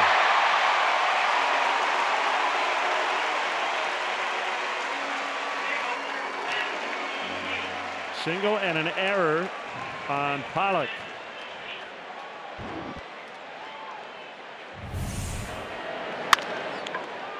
Another sharply hit ball, and Contreras looked like he was content to stop at first. He was indeed, but a misplay by Pollock opens the door, and he rushes in. That ball was almost not rolling. And Pollock booted it.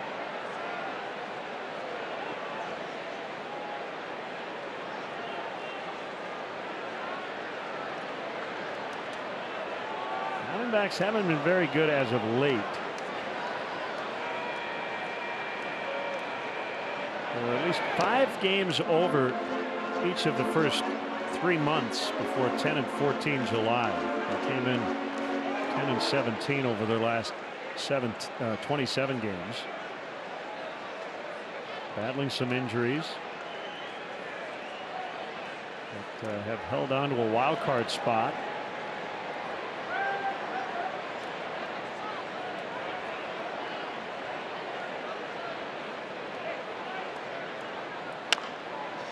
Moore bounces one to third.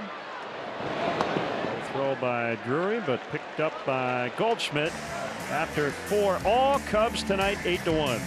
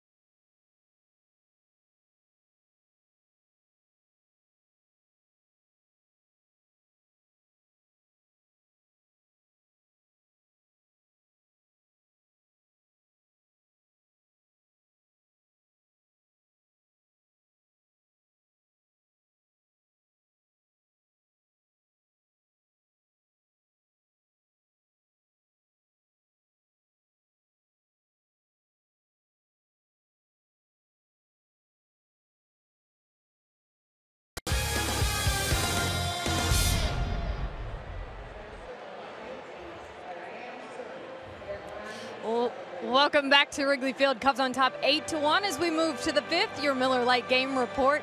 And 3 different guys having gone deep tonight, which means the bullpen for the Cubs has been really busy. Check it out, all the dancing going on. And new lefty reliever Justin Wilson was asked about this before the game, and he admitted he was a little bit nervous about the whole dancing. He goes, I think I'm a pretty good dancer, but not so sure what the other guys are going to think. What do you guys think? He said he'd come up with something pretty good for the first time out, or what? Well, I would say that one of the 3 performances was well above average. Peralta hit by a pitch to start the 5th inning. This might be it for John, this 5th. Yeah, he's nearing 100. Yeah, he's closing in on 100, and Cubs have a 7-run lead.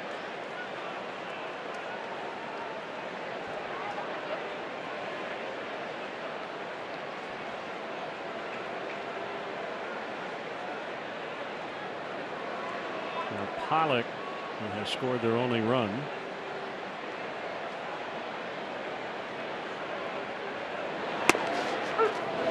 Over first. And Peralta back in plenty of time. John could get a double play ball here and get Rosales quickly. Maybe he'd get one more inning tonight.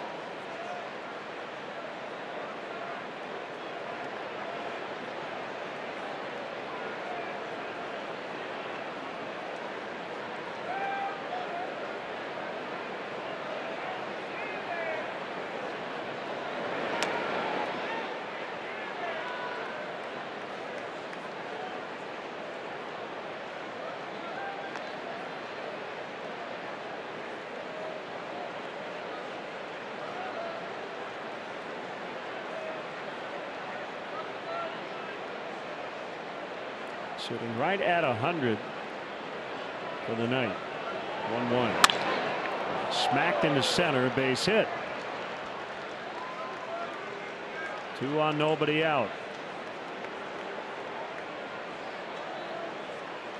Well, this is where it gets a little dicey here as they get into the middle of the order now with a couple guys on base. Haas is going to head on out to the mound for a chat. Maybe we'll get some action in the bullpen.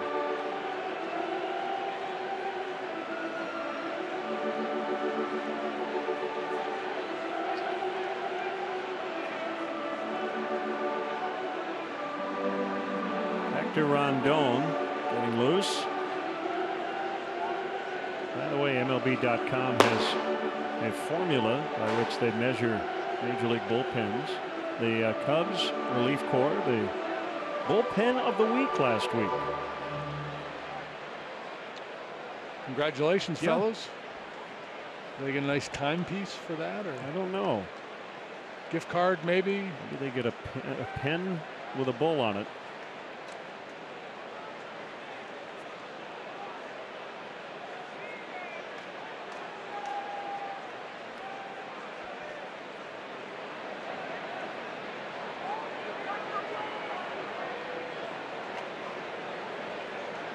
Two on, no outs. Rosales takes low. Struck out looking in the first. Retired on a great diving play by Chris Bryant in the 3rd.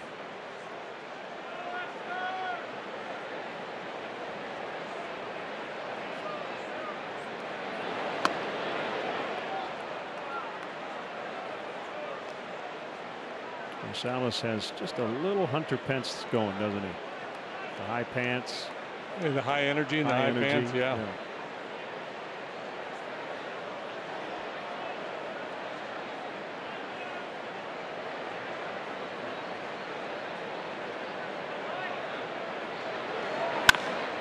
That's trouble out in the deep left. And it's off the wall. He just missed a home run. They will get 1. And it's 8-2 on a double from Rosales.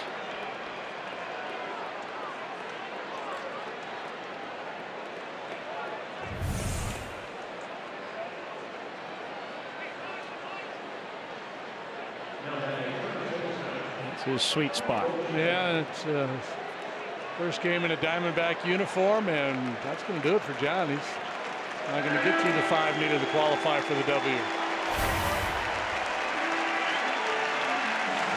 He'll get a huge hand as he leaves. Unable to qualify for the win, but did a lot of great work tonight. We'll be back.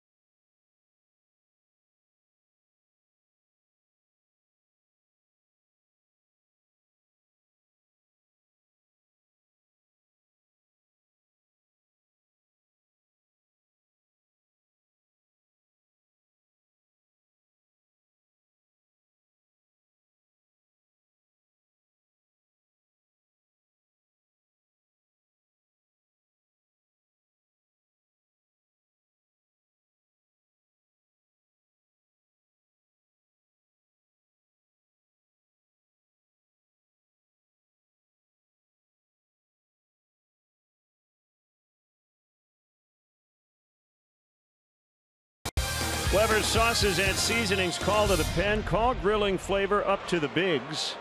And here is Hector Rondon. And if there was ever a better example of I'm begging baseball to get rid of the 5-inning requirement for a starter win. John Lester's really upset that he's not going to be able to qualify for the win tonight. He had one of the best nights of his major league career.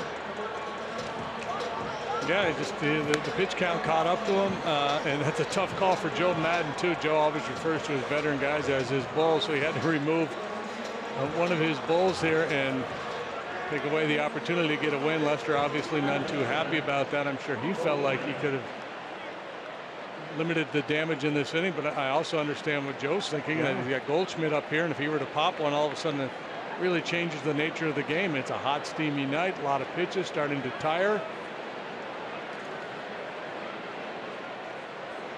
So a chance here for the Cub relievers in a 6-run ball game to grab a victory. And Rondon just trying to get Goldschmidt infield back.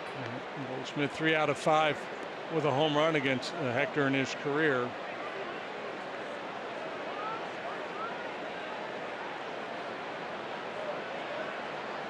Goldschmidt has been lights out with runners in scoring position.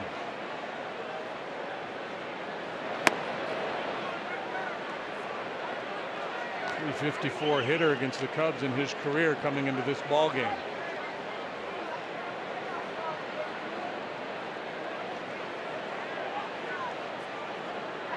Hit batter, single and a double to start this inning.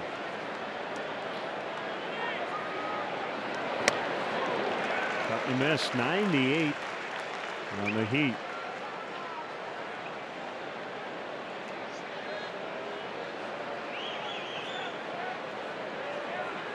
The addition of Justin Wilson, that will allow the Cubs to rearrange the bullpen a little bit.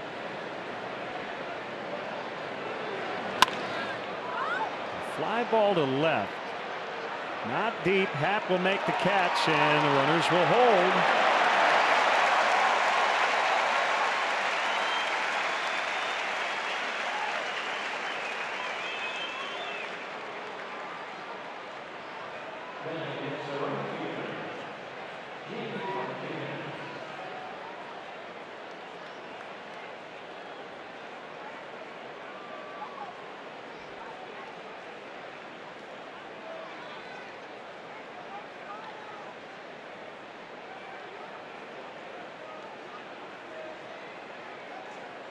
Martinez has yet to put a ball in play, a walk and a strikeout. He does this time. Going to be a tough play. Charged by Bryant, and he got him. Run scores. It's 8-3. Martinez will get an RBI as Pollock is in.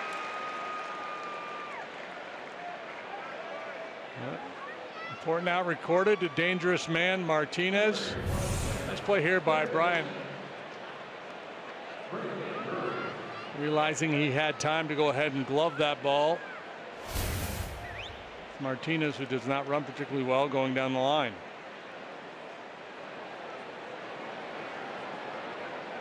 The batter is Drury, with Rosales now at third. 2 outs, 2 runs in.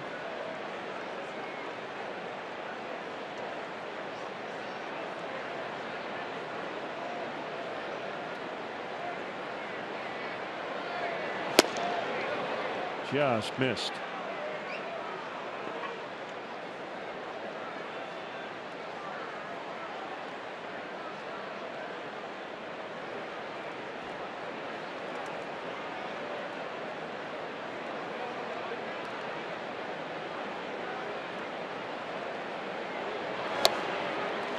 Good slider. 1 ball, 1 strike.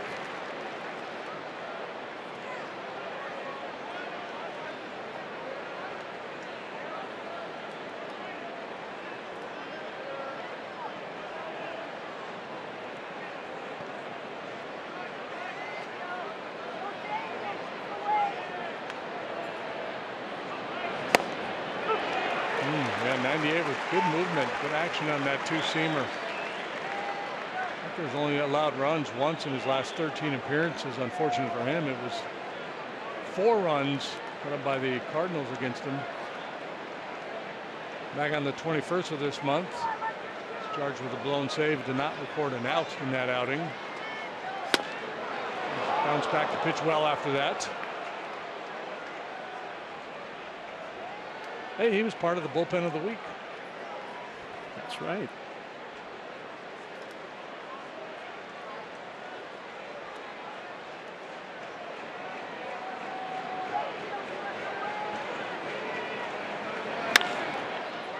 And the bounce to Russell, the shortstop. Nice work by Rondon. Base 3, retired all of them.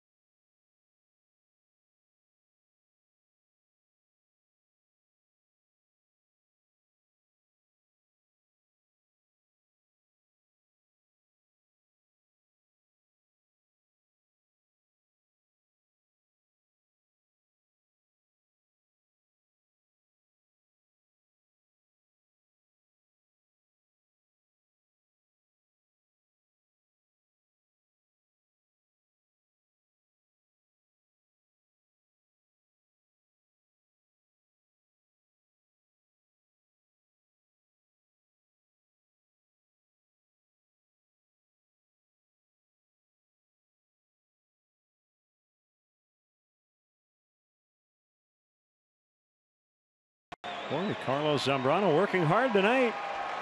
And she said yes.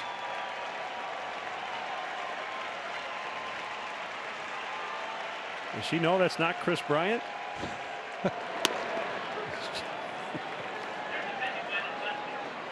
One strike on Russell. Is that Bryant on the jersey?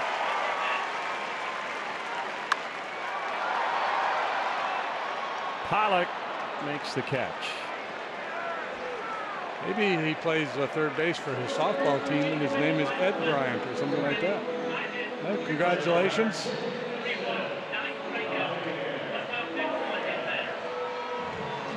We got engaged the night John Lester with his first major league home run. Hello, everybody.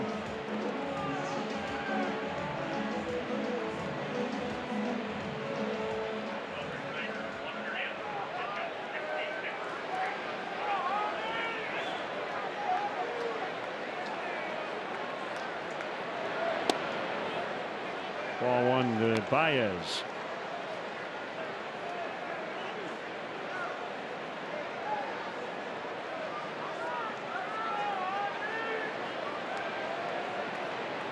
Farland with a 1-0. This was John Lester's first career 2-hit game.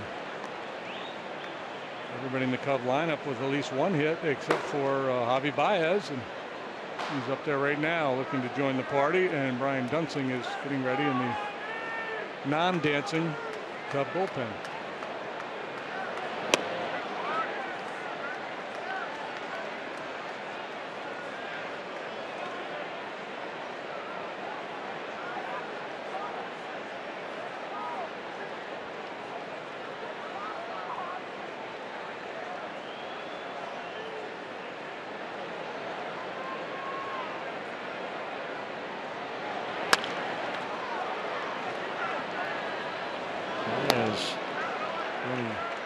Very cautiously down the line. Something doesn't look right, and we saw him grimacing earlier. Yeah. 2 outs. Wouldn't be surprised if he came out of this ball game.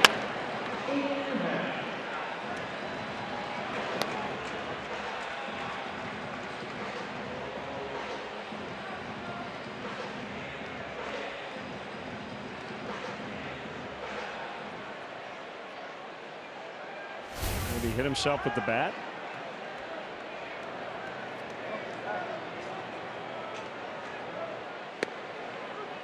Strike on Ian Happ.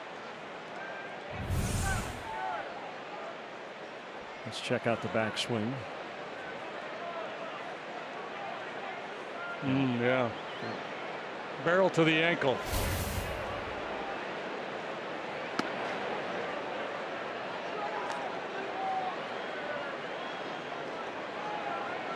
McFarland with one of the highest ground ball rates in all of baseball. 2/3 of the time the ball put in play against him, it's on the ground.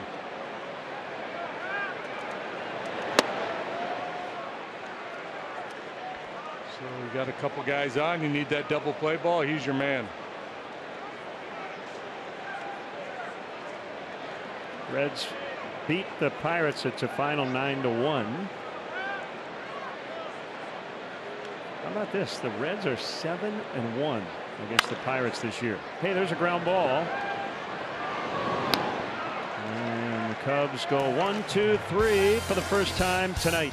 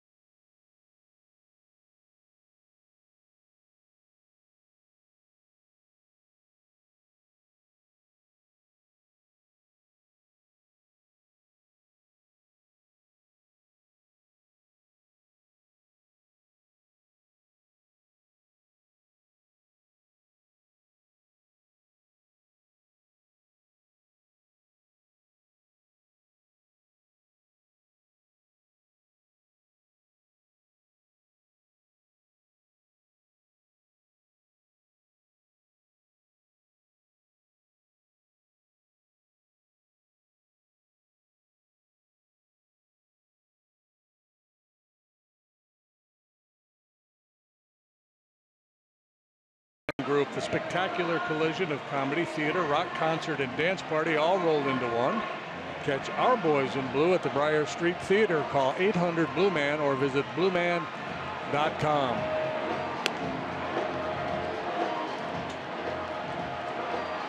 Enjoying a Tuesday night of Cubs baseball as we start the month of August.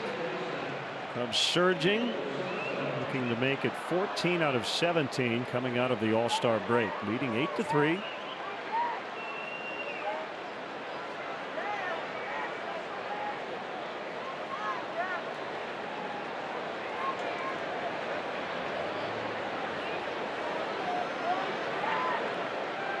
Descalso takes outside from Rondon.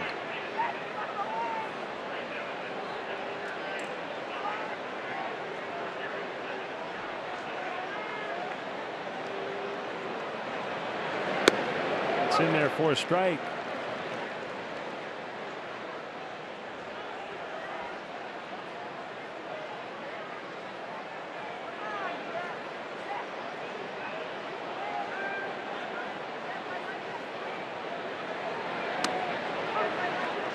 If they don't give up any more, it'll be the 10th consecutive game that Cubs have allowed 3 runs or fewer.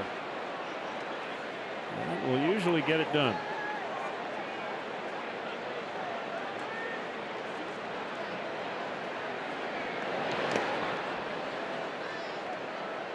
Two and two. Javier Baez still in the game. So that's good news.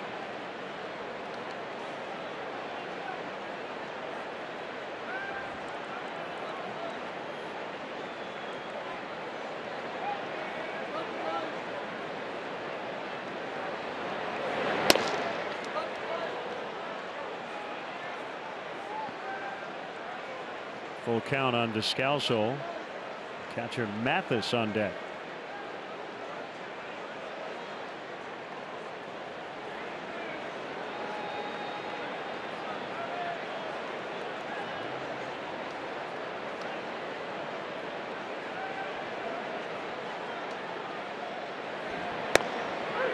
He got him looking.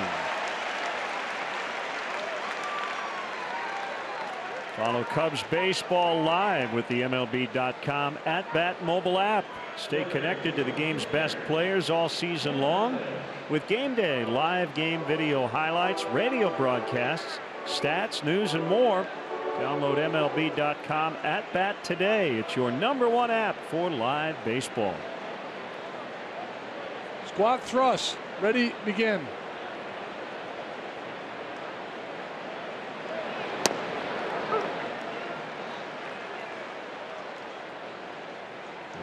To Jeff Mathis. Pretty good pitching matchup in Boston tonight. Carlos Carrasco, Chris Sale. It's 9-9 in the 9th inning. Of course it is. This one will hold up for Almora. Mathis lines out. Edinson Volquez, who threw a no-hitter earlier this year, will require Tommy John surgery. He's got a torn ulnar collateral ligament. Will have elbow reconstruction on Friday.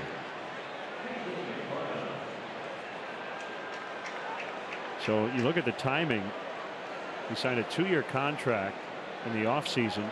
He might have thrown his last pitch with Miami. Yeah, good point.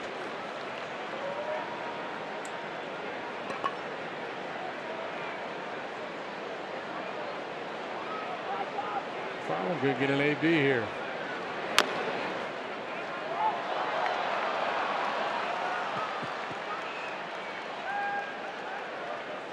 Good try.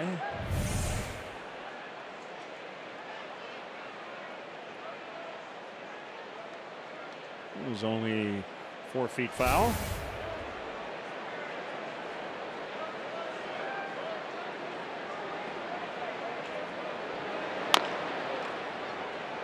This is going to be an infield hit.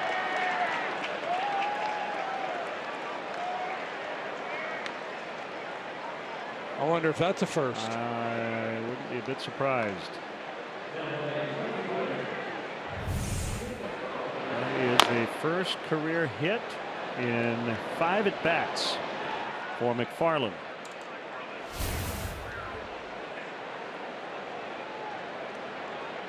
Hey, good to see Dave McKay, former Cubs coach.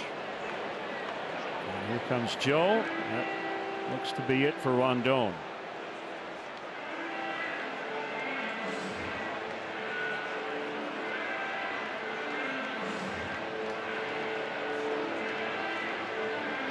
Looks like left-hander Brian Dunsing to face Peralta when we come back.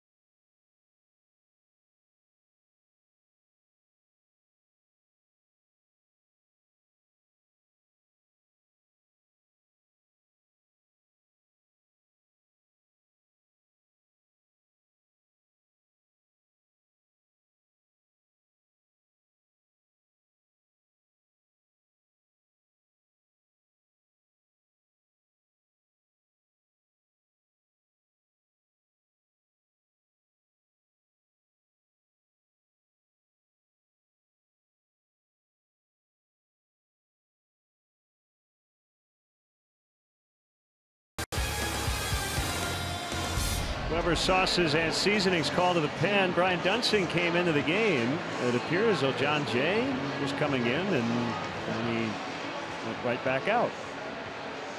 Yeah, I wonder if there had been some conversation earlier in the inning or perhaps even last inning where there was going to be a double switch and John just anticipated that that would be the case here, and apparently it is not the case. Either that or he was just trying to force his way into the game.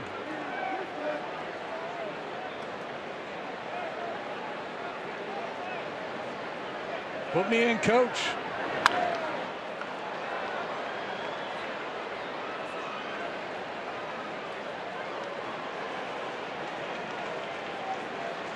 Brian Dunsing having a very nice year, has struck out just about 5 for every man he has walked. A 1.41 ERA since April 24th.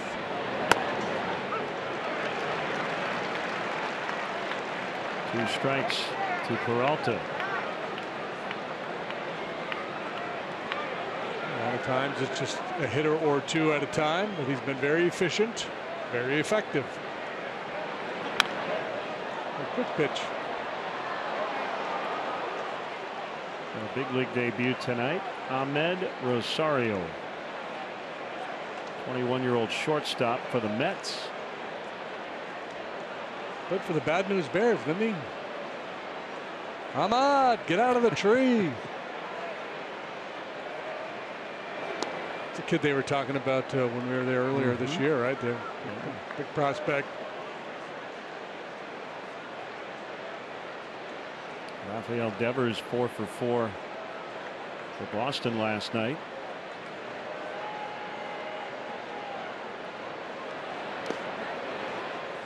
Peralta held.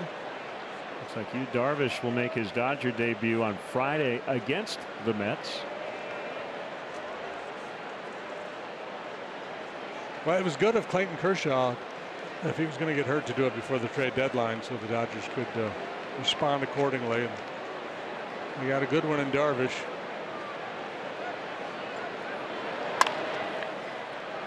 It's to Baez. He'll flip. Russell covering the bag, and that's it for the D-backs in the 6th. Cubs lead 8-3.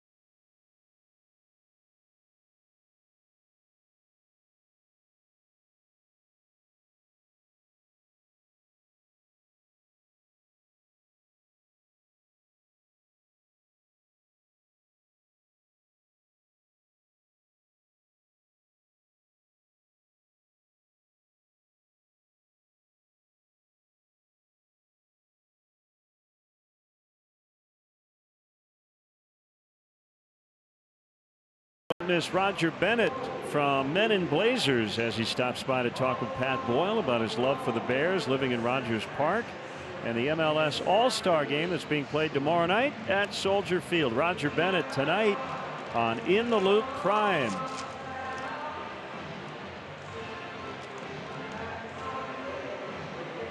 Kyle Schwarber, a pinch hit against the lefty McFarland. Cubs lead 8-3, sixth inning. A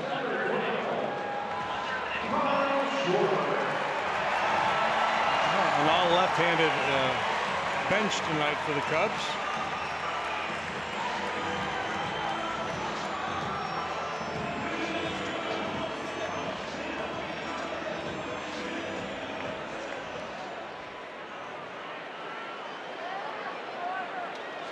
McFarland be effective against the right-handed hitters with that sinker he turns over. See what his approach is against the lefty.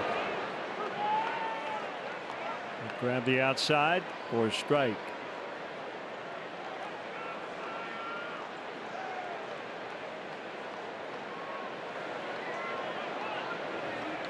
Schwarber batting for Dunsing.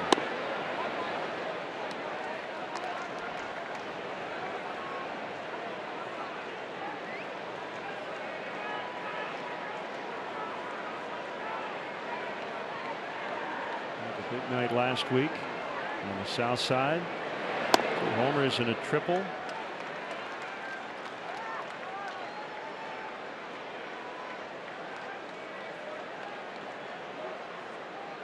lot of pitchers like to elevate against Schwarber, but that's not McFarland's strength. So he's pitching to his strength, not necessarily trying to exploit any weaknesses of Kyle.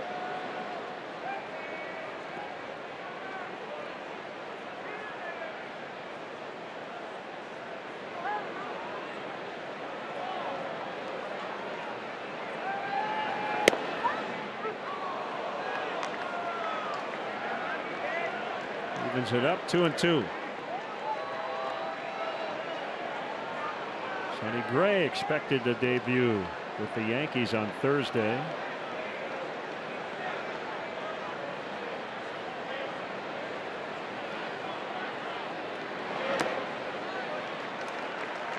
It is looking unlikely that Steven Strasburg will be able to come off the DL this weekend.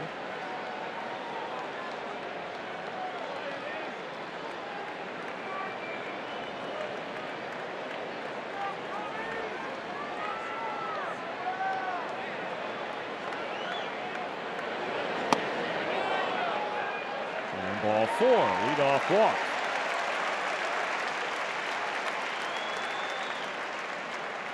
Folks, check out the variety of luxury premier options that Wrigley Field has to offer for your next client, corporate, or family function, like the all-inclusive Fannie Mae suite located in center field. Visit Cubs.com/premier for an option that fits your needs.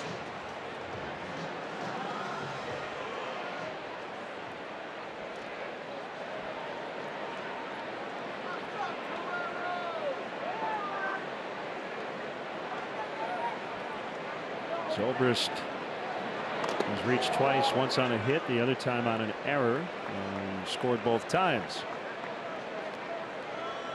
I did not get a chance to hear any of the Hall of Fame speeches. I don't know if you did. I know you wanted to try to listen to as much of Jeff Bagwell's speech as possible.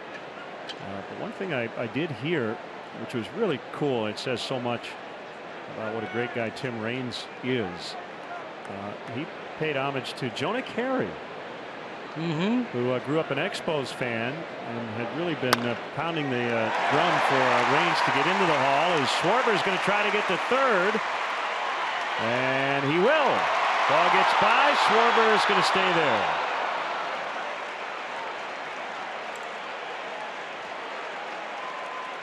So the Cubs have it cooking here in the 6th. Walk followed by a knock. Zobrist goes to right for the second time tonight. Big hole on the right side, just drops the head of the bat, pushes the ball in that direction, and good base running by Schwarber. Yeah, Jonah's a buddy of ours, and wrote up and away the great book about the Montreal Expos, and he and Tim Raines have become good friends. And I guess Jonah was very sick over the weekend, but he was in attendance in Cooperstown. I thought that was a nice touch. Yeah, absolutely. I did not hear Raines' speech. I watched Baggies today.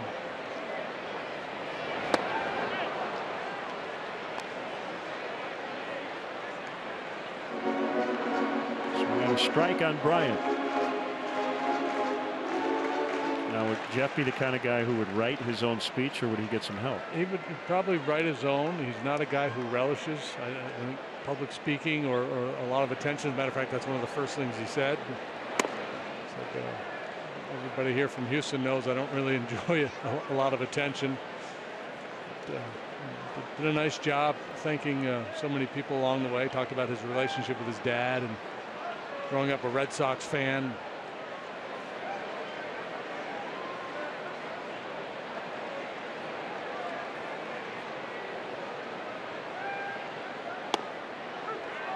One and two to Chris. Maybe the most poignant part of his speech, I thought, was relating that story of his dad coming home from work, and they go out and play catch, play pepper, and then they go back in the house to turn on the Sox game. He said he'd have to go up on the roof and adjust the antenna to get the signal, and how that really helped them form a bond, and how, as a player, he hopes he was able to do that for other people watching him play. Sure. Double play chance and drop. Wow, the Diamondbacks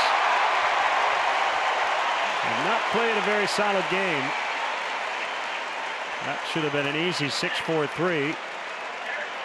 Well, certainly not going to get caught by surprise with McFarland on the mound, the extreme ground ball pitcher that he is. But the third error committed by the Diamondbacks here tonight appeared to be a fairly routine double play ball. It's got some top spin on it, maybe a little extra juice. So an error on Rosales. Bryant will get an RBI. And it's 9-3.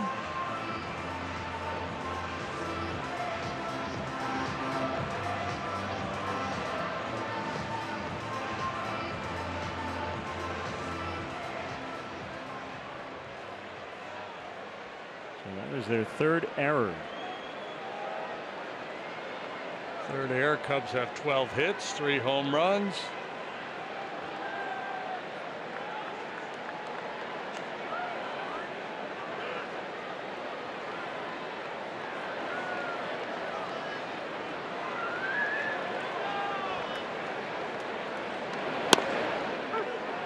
And a strike to Rizzo. He homered in his second at bat. Number 25. Happ, Rizzo, and Lester have all hit home runs. Yeah, John Lester with the first of his major league career.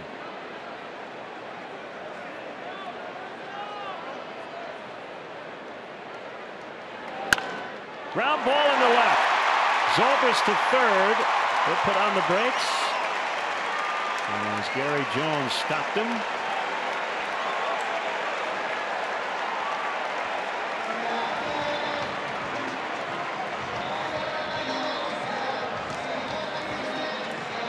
No need to be aggressive there. Nobody out. Got to be careful when you contemplate running on a former pitcher. Sharply hit to left field, and you see how quickly Peralta gets on this ball. No real chance to send Zobrist here. The table is set for Wilson Contreras. Trip by Mike Butcher, the pitching coach. You can follow Patrick Mooney, our Cubs insider, at CSNChicago.com, presented by Nationwide agent Jeff Vukovich. Go to jeffvuk.com or follow him on social media. Nationwide is on your side.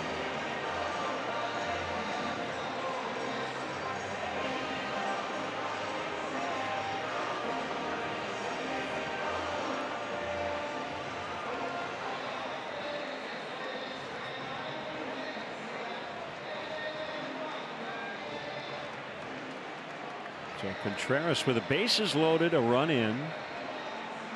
Cubs have scored now in 4 different innings.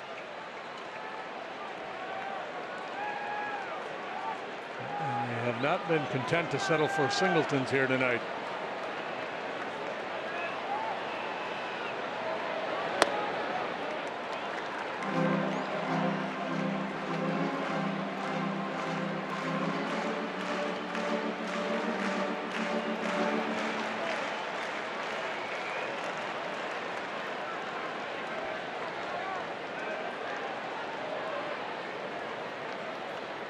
McFarland now set. The 1-0 pitch, swing and a miss.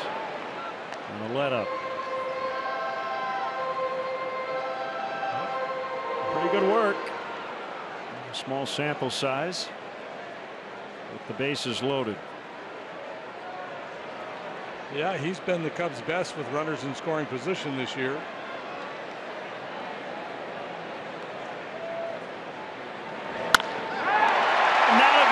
Center. Zobrist scores. Right behind him is Bryant. Rizzo to third. He'll stop there. It's 11-3.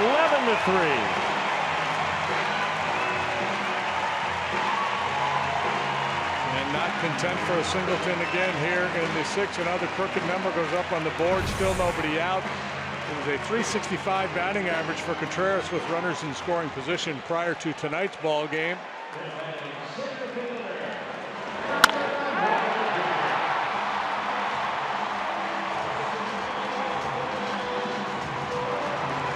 RBIs 58 and 59 on the year.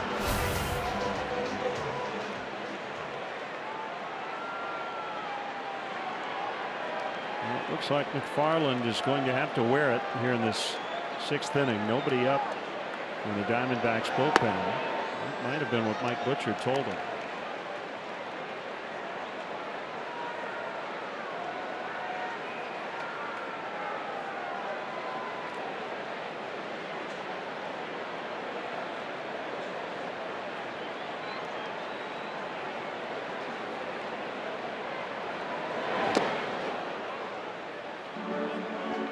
One to Almora.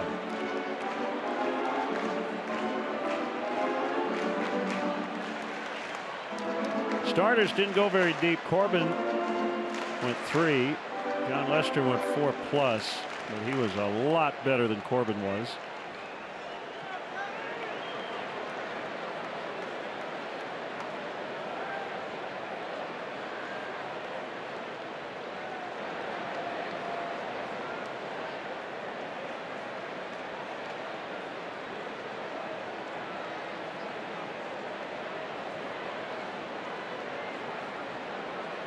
Now a 1-1. Rizzo is going to have to score. Well, he will score. And out at first. Almora's tagged by McFarland. Kind of thought they would try to get Rizzo. And they barely got Almora. 12-3. So he's got 3 RBIs tonight. Yeah, just a little soft semi-line drive there. Good call, because he wasn't going to beat him to the bag. The tag by McFarland saved the day for him. I'm surprised he didn't throw to the plate. Yeah. I think he needed to charge it a little more aggressively, perhaps.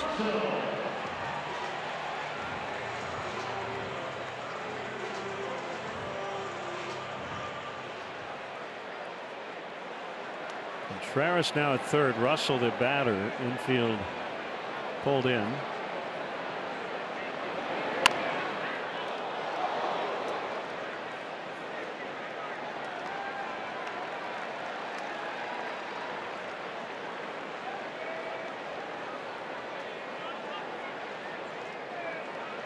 Four more here in the sixth.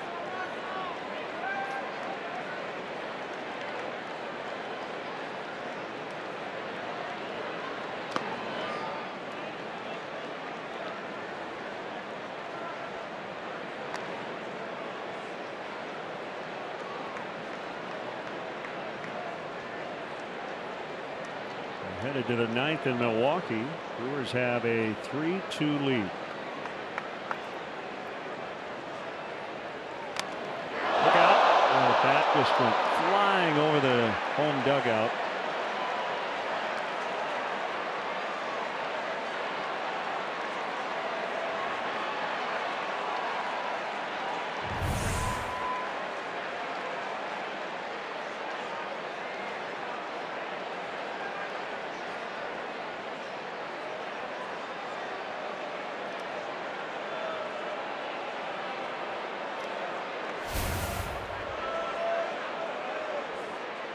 Never understood the psychology of jumping up to make the play on the flying bat as opposed to the duck and cover. Right.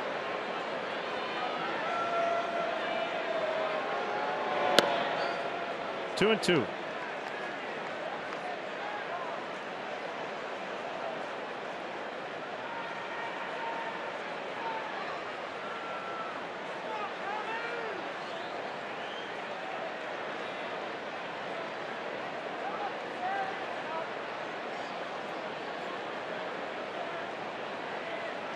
Keon Broxton back in the big leagues. Yeah, apparently he's going to get most of the starting assignments now in center field. The rookie Brinson will become more of a fourth outfielder. 3-2.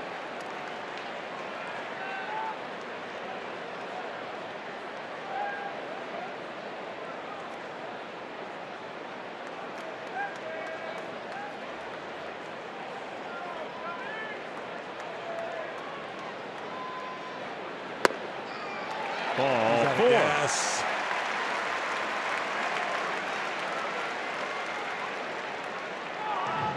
Wind has shifted.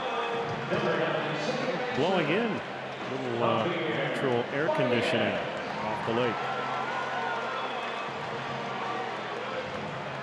Mother Nature saying, well, Cubs are up 9, so we'll make it a little harder for the Diamondbacks to come back. She's on the payroll. That feels great. So double play depth on the infield. Goldschmidt holds on Russell, and the pitch to Javier Baez misses.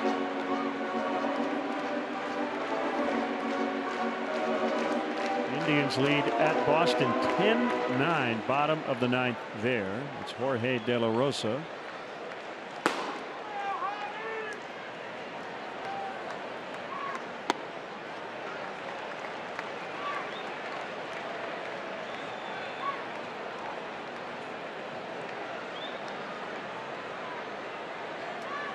Miami did beat the Nationals 7-6. Big comeback win for the Marlins.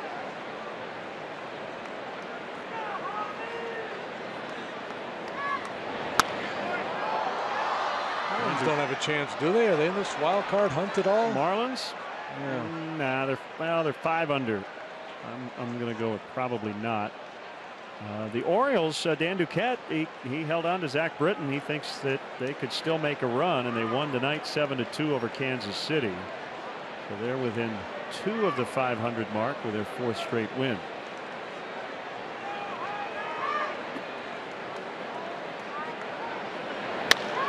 Baez, deep and gone. 15-3.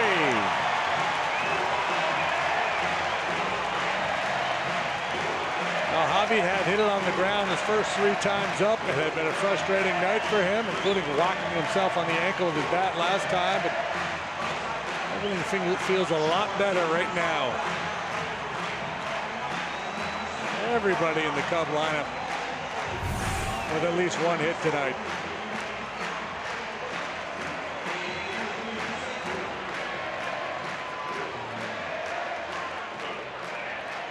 Got that low ball in the air. That's his 14th home run. That's our Ford home run replay. Yet again. Snake bit TJ McFarland. And we'll have a pitching change.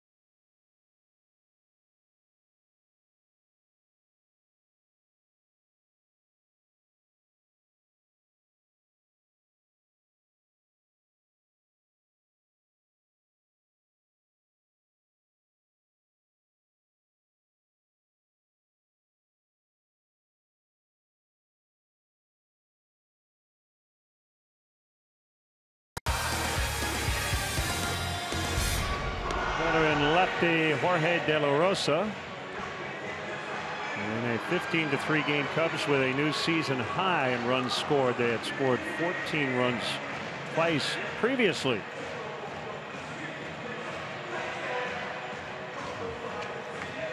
Finally found the right song. They're enjoying it out in the bleachers tonight. 40,709 in the ballpark.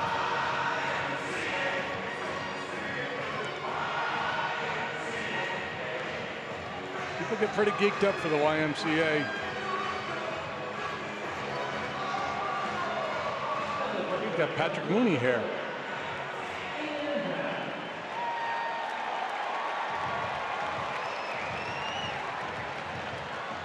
Baez with a 3-run homer. And the Cubs have scored 7 times here in the 6th.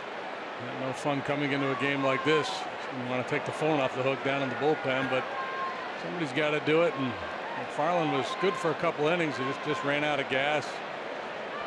This play behind him. Ian Happ pops it up. Shallow left. It'll be the shortstop Rosales for the out. And now a rarity, but maybe once or twice a year you'll see it. The guy pinch hits and then comes up again in that inning. And he doesn't have a position. Yeah. He is not a pinch hitter. He is not a DH. He doesn't have a defensive spot. He's just a hitter. Kyle Schwarber.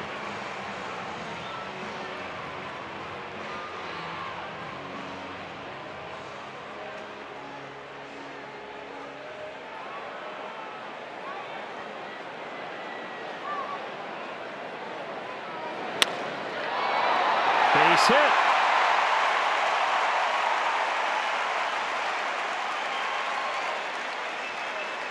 Everybody hits tonight.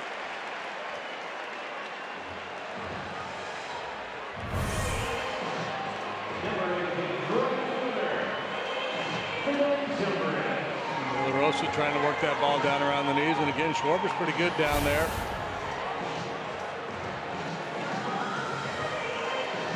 It's about at this point Torey Lovullo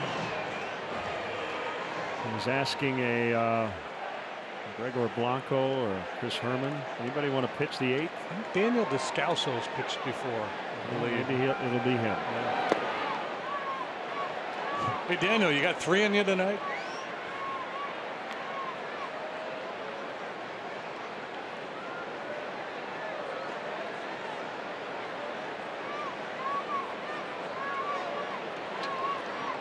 De La Rosa now 36 years of age. One of 2 De La Rosas on their club. They have hard-throwing right-hander Ruby De La Rosa. How did you know that Descalso pitched 1 inning in 2014? Did you look it up? I just had I have a memory of Daniel Descalso pitching. Is it against us? It must have been. I have to look.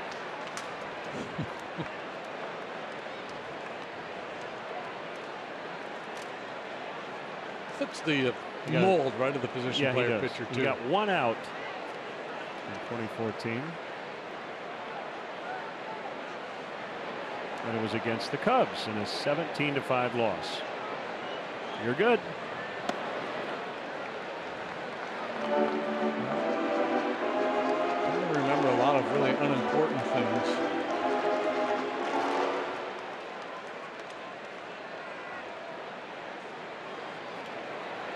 This is the second time the Diamondbacks have allowed double digits this year. They gave up 10 June 29th in St. Louis. Yeah, they've been pitching great this year. Threw the ball very well in their 4-game series with the Cardinals, although they split those 4 games. They didn't give up many runs at all. Lovullo, the manager, and next to him there is Ron Gardenhire's bench coach. Gardy, the longtime manager of the Twins. Had to deal with some health issues earlier this year. Good to see him in the dugout. Yeah. It was about a prostate cancer that Gardy had to deal with.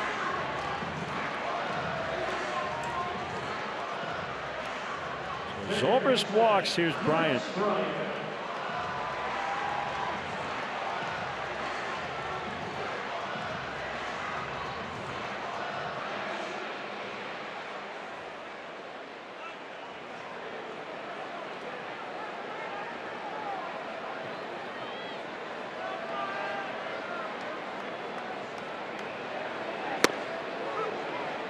Strike called on Bryant.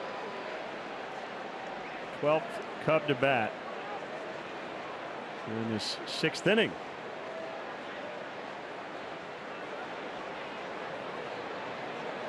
Mike Montgomery will pitch the 7th.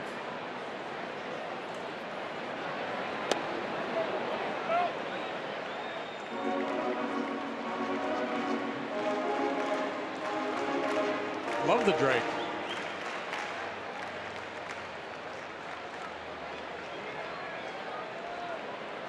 That's such integrity, right? If I was the first base umpire at this stage of the game, they asked me if a guy swung. He could have stifled a sneeze, and I said, he went. Yeah, he did. He thought about it. Jimmy Nelson over Carlos Martinez tonight. 3-2 Brewers. They scored all their runs in the 1st inning.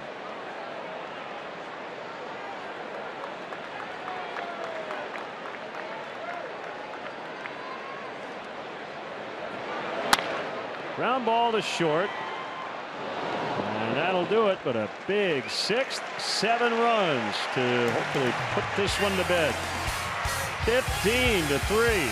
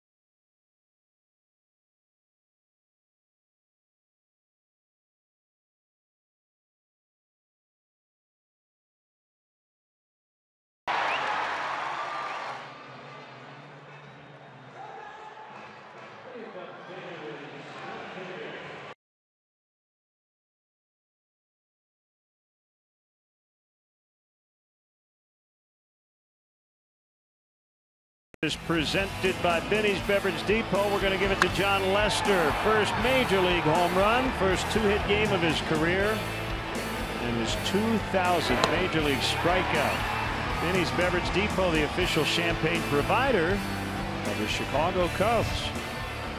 Everything but the W, as John went 4 innings plus 3 batters tonight, struck out 9, running a high pitch count. And the Diamondbacks were showing signs of a little bit of an uprising, so Joe Madden made the move. Not a W for John Lester, but still a very nice night at the ballpark. And now Mike Montgomery comes in behind Rondon and Dunsing. Both been effective tonight. Hector with an inning at 2/3 of 1-hit scoreless ball. Ian Happ goes to right. Zobrist is out. Schwarber plays left. Line shot right to Almora.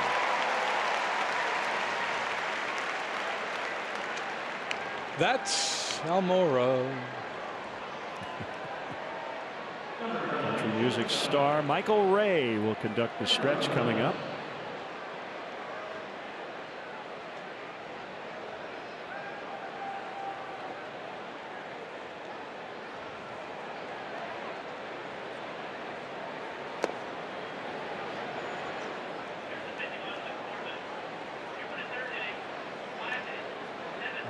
Joe, Madden was asked about his bullpen makeup now with the addition of Justin Wilson, the left-hander, is a high leverage guy. He had been getting saves with the Tigers. And one of the challenges will be how he uses Mike Montgomery. He loves to have him in those long relief situations,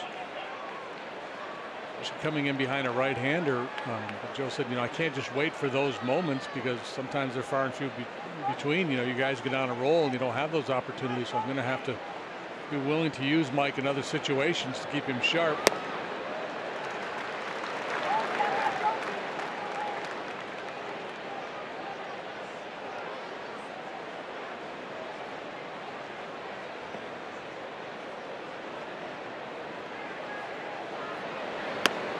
He got him. This Sunday, it's August 6th, the Cubs play the Nationals. The first 5,000 kids 13 and younger will receive a Cubs Youth Baseball tote bag presented by MasterCard. For more information, visit Cubs.com. That is the 11th Diamondbacks strikeout. 5 have been looking. It's like they're still on Michigan Avenue. A lot of window shopping. 0-1 to Goldschmidt is low. 1 ball, 1 strike. Ruby De La Rosa. Yes, 2 De La Rosa night.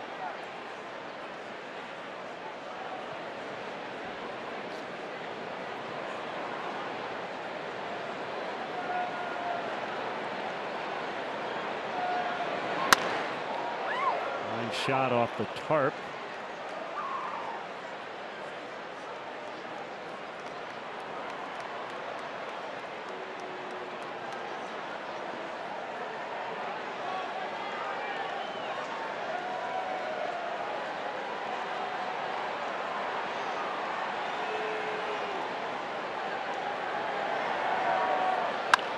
Ground ball to Russell. Time to stretch. It's the Mazda 7th inning stretch with Michael Ray. Tonight's guest conductor for Take Me Out to the Ball Game, country music star Michael Ray. Chicago Cubs, how we feeling tonight? Y'all make some noise. Y'all make some noise for our boy John Lester.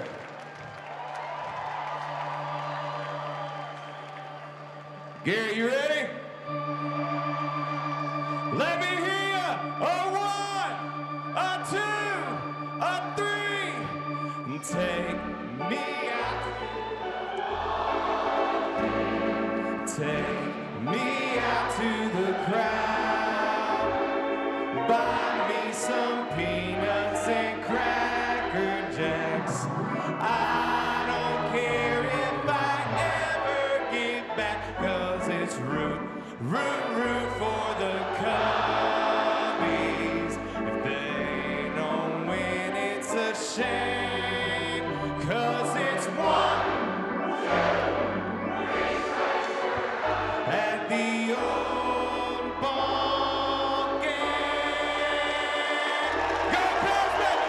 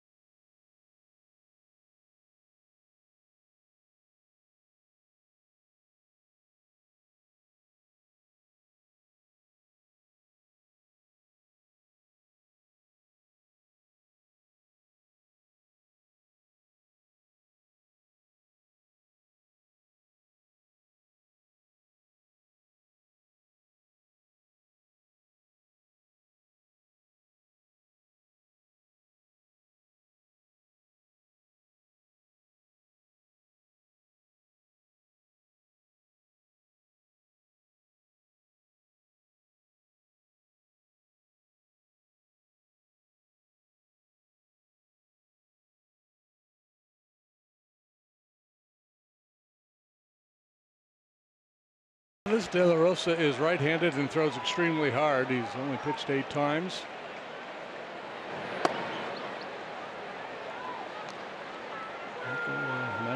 .99 with that heater.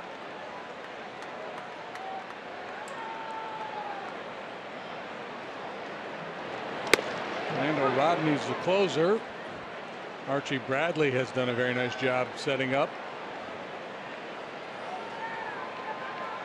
He was called up on June 23rd from AAA Reno, where he had a .235. Rizzo in the air to deep center, and it is gone. Number 2 tonight.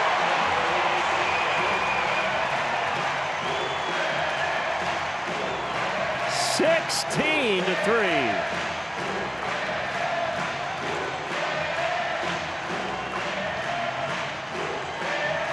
I guess his back is feeling better. Launch mode for the big fella. There's the Ford home run replay for the 34th time tonight. No fair catch called for. It's a wide open ball out there.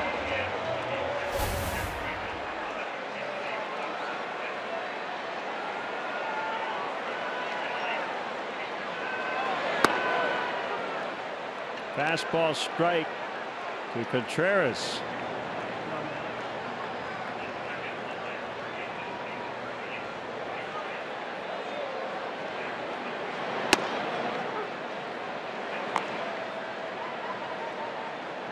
Five Cub home runs.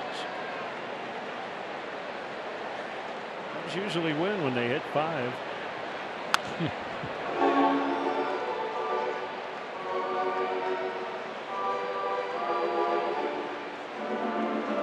You're 16. Gary Pressey.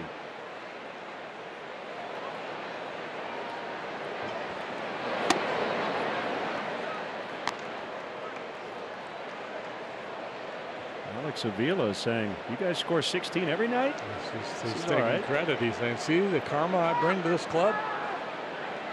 Instant offense, sudden impact. Contreras strikes out.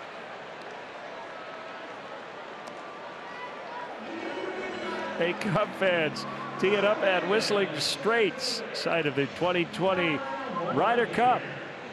4 of Golf Digest's top 100 public courses, all located in Kohler, Wisconsin, 2 hours from Chicago. Learn more at whistlingstraits.com/Cubs. Yeah, great golf up there. Used to play at a course in Texas called Whistling Springs, but Whistling Straits, much nicer. Almora swings and misses on a slider.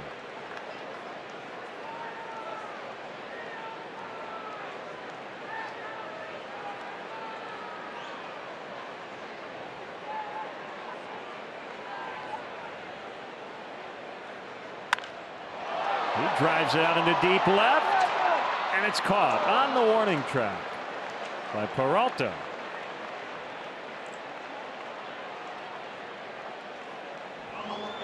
Chris Herman now playing first. Goldschmidt getting the rest of the night off.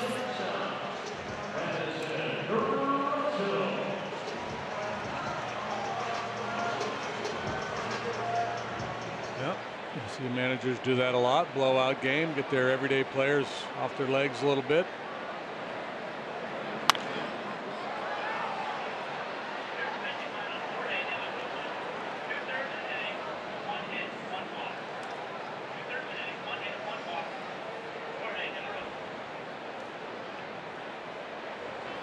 Weird to say, but these are somewhat easy to shake off, assuming nobody gets hurt. You don't blow out your bullpen. If you're Torey Lovullo, didn't pitch, didn't catch it, didn't score enough runs.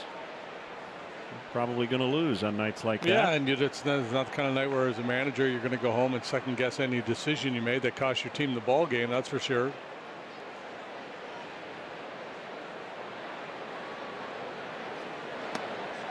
Russell swung at it. What did you say? If he sneezes just at this point, he swing? He just thinks about him. 63. He thought about swinging. Strike 3.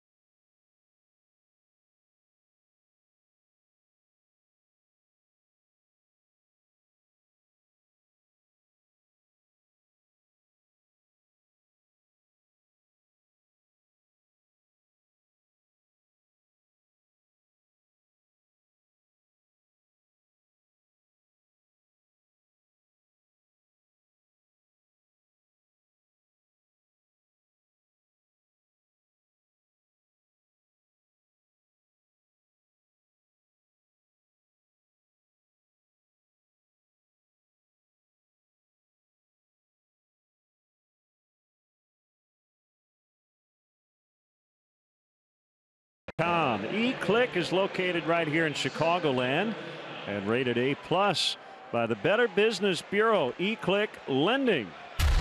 Your mortgage just happened.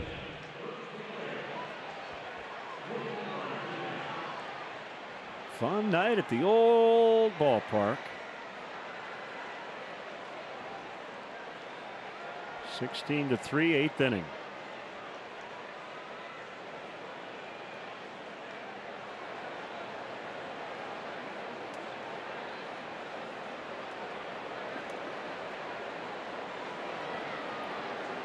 Montgomery to Martinez, swing and a miss.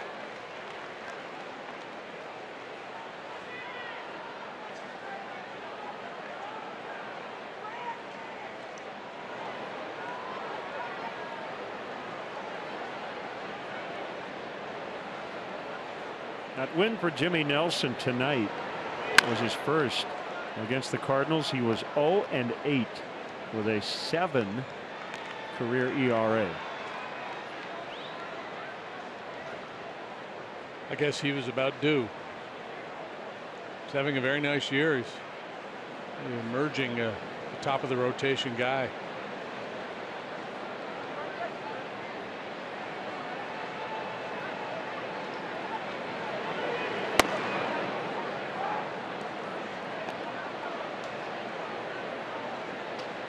Brewers hoping to have Matt Garza start on Thursday as he comes off the DL for the 3rd time.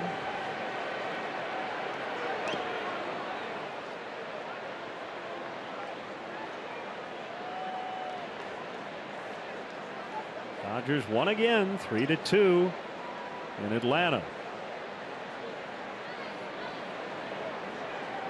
It's 9 in a row.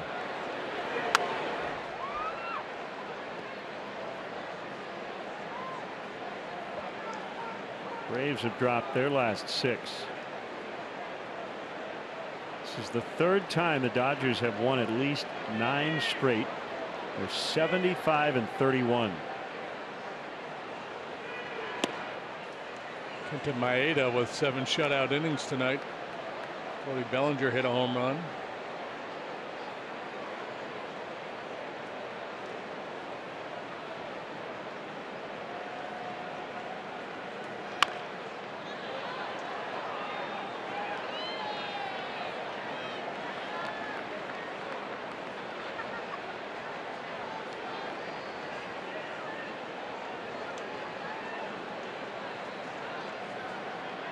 Pitcher Lucas Sims and second baseman Ozzie Albies both made their major league debuts for the Braves. First Atlanta teammates to start together in their first major league games since Al Santorini and Walt Hriniak in 1968.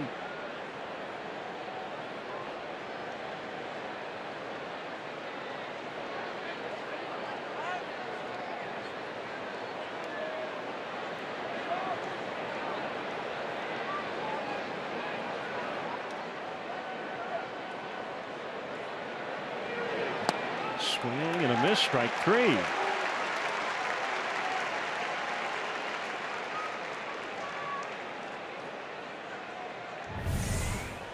Montgomery had to work for it, but ultimately got his man. Good heater. In the chase from Martinez.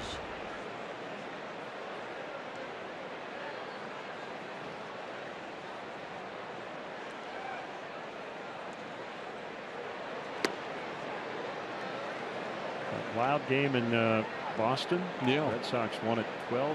Oh my goodness.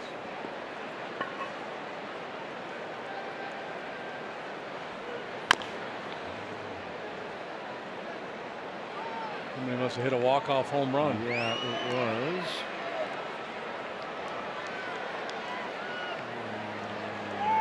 Let's see.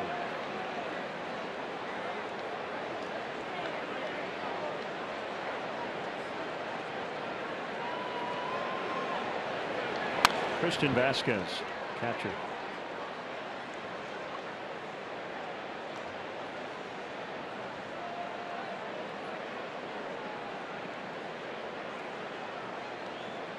So Cleveland and Kansas City both lost tonight. Indians with a 2-game lead over the Royals. 1-2. Counts to Bryant. Gets Drury.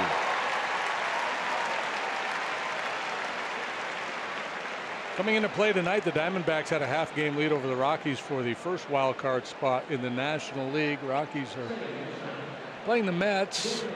3 in the 7th.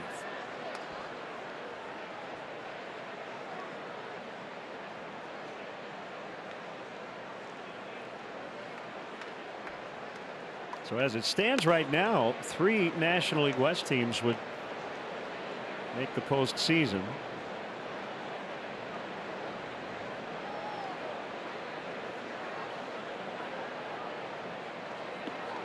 The Brewers are 5 games back of the Rockies, the second wild card slot. Rizzo unassisted. East and the West pretty much determined. 14-game edge for both teams. 16-3.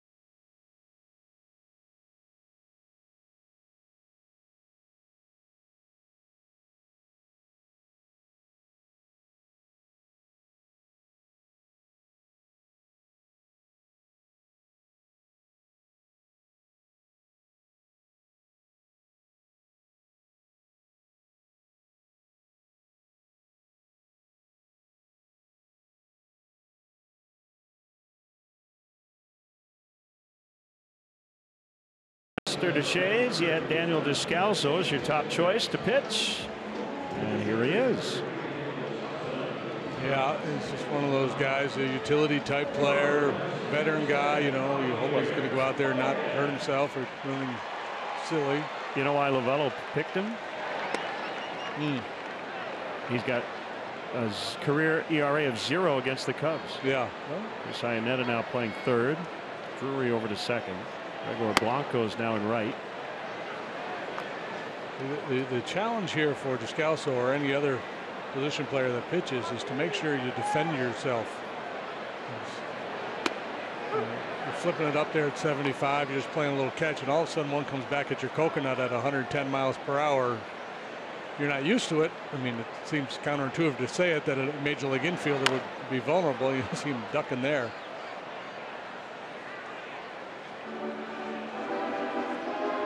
It's kind of, you know, it's instinct for a pitcher. You've been doing your whole life. You make the pitch, you're ready. Always anticipate the ball coming back at you.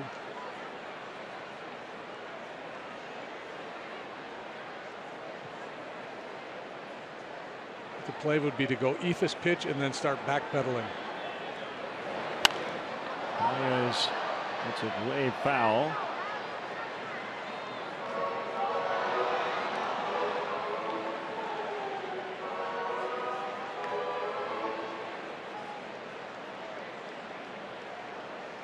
Shaking it off.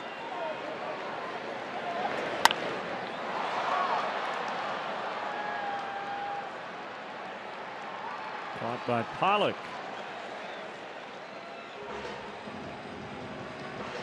Hefty home run time. I hope you have a while. Happ hit the first one, leading off the second. Rizzo later in the second, and then in the seventh. Baez,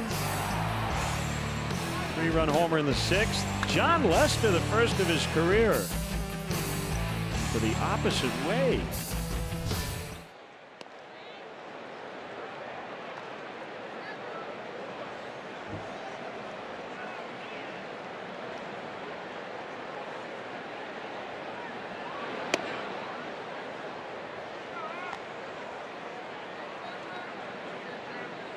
Let's see who Descalso retired. Can you guess who he retired? To get the out against the Cubs as a Cardinal in 2014. I'll give you a hint. Okay. He has a monosyllabic last name. Okay. He is no longer a Cub. Okay. And I don't believe he might not even be playing. I'll find out if he's even still playing. Oh. His last name has 3 letters in it. Oh my. Not Ed Ott. Not Mel Ott. No.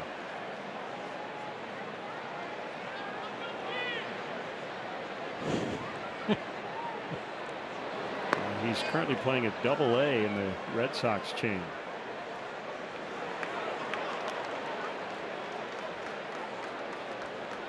So how much time I believe he did this played with George Springer in college. How's that? Ah, Mike Olt. Mike Olt.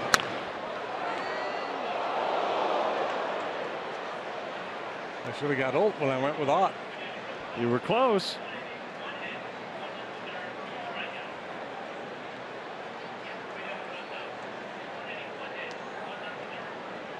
Yeah, I like Mike. He's never really found success at the big league level. Good dude. Pulling for him. Down the left field line. Long run over by Peralta. Thought I saw a note because Hernan Perez pitched the other day for the Brewers. They had a list of the 11 or 12 position players in Brewers history who had pitched, and they had a collective ERA of like 2.45. Yeah, well, a lot of times this is what you see. A guy comes in and just throws a little BP up there, and oh, they're shifting. I love it against Schwarber.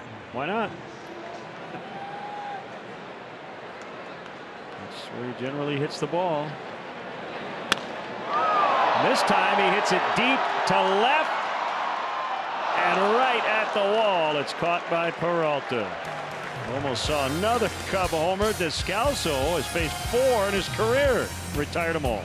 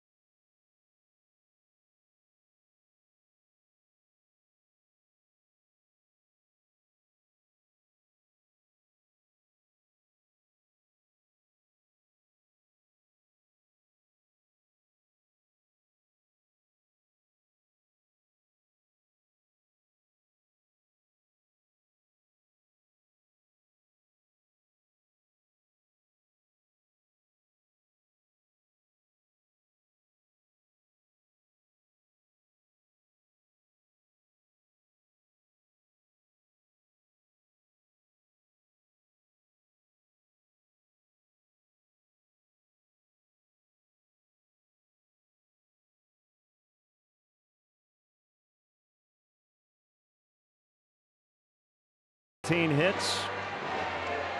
Huge offensive outburst for the Chicago Cubs tonight, starting a 6-game homestand against teams that are in the playoff picture.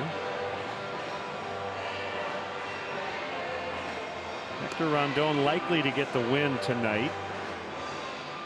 Mike Montgomery angling for what would be, I believe, his 3rd save of at least 3 innings. Does that sound right to you? He's got a 3 and a 4. That does sound right, yep.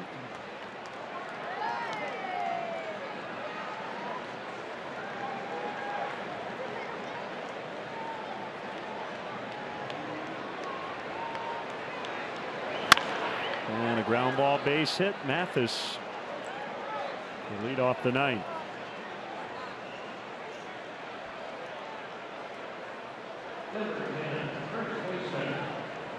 A starter who struck out 9 in a blowout can't get the win. Yet we're probably going to have a save in this game. Yeah, I know. It's a weird statistical night. Yeah,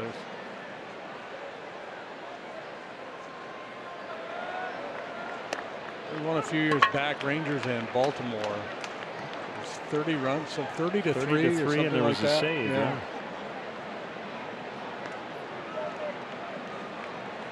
Pitch the final 3 innings and hold the lead, regardless of the score. You get a save.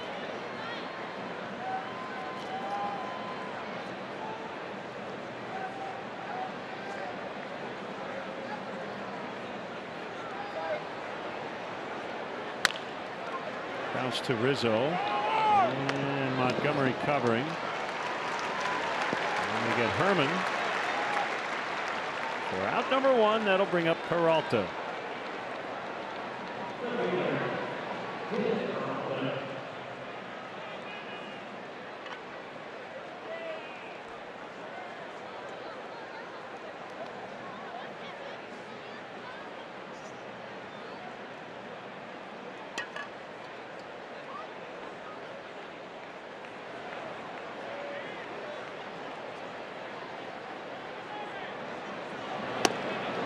Good curve for a strike. Cubs will maintain their 2.5 game advantage in the division and improve to 14-3 since the All-Star break.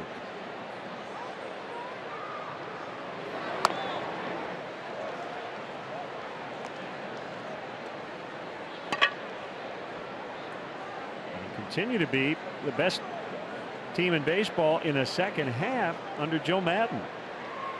We had the note last week. Since Joe took over as Cubs manager, they have the best winning percentage following the All-Star break. Yeah, a tremendous August record as well. He talks a lot about saving guys early in the year, trying to build in rest with an idea of having everybody fresh and ready to go late in the year, or as fresh as possible.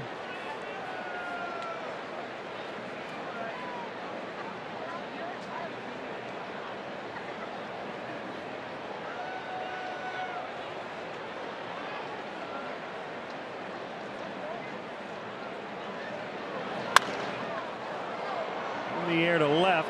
Schwarber's got plenty of room.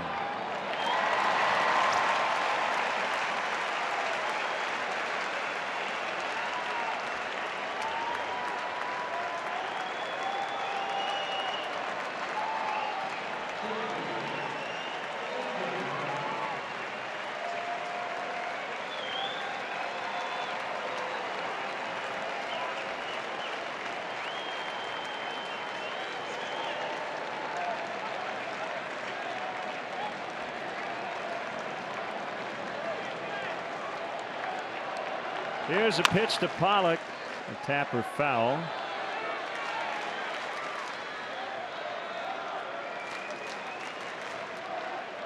Evan Longoria has hit for the cycle for the Rays tonight.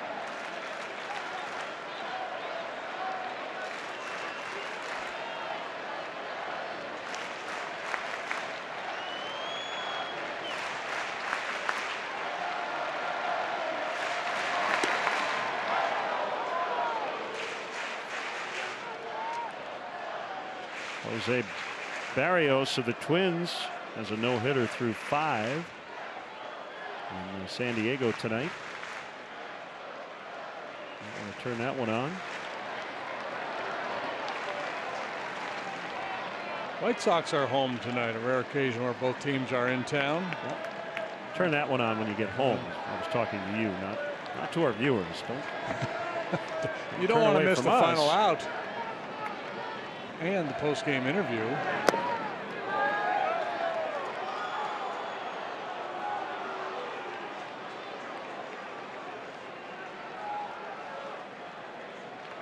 I believe it was Skip Carey doing a Braves blowout loss. They were down, 18-1 late in the game, and he said, as long as you buy products from our sponsors, you have permission to turn the game off. 2-1 on Pollock. Ground ball. Russell's got it. And safe. Throw back to third. Boy, if the game ended like that. So an error on Russell, and they stay alive for at least another batter. Yeah, good glove work there by Addison. The throwing arm lets him down again. He's had some issues this year. This one slings it across there, and 9 out of 10 times Anthony's going to pick that for you.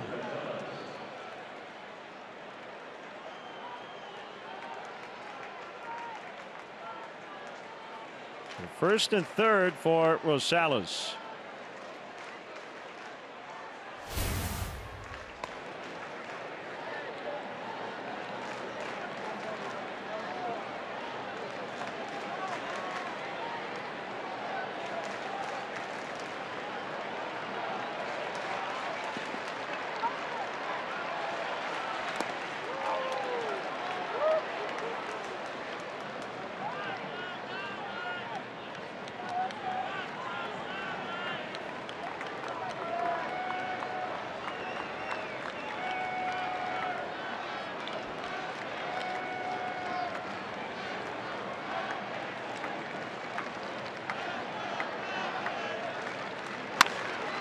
A base hit.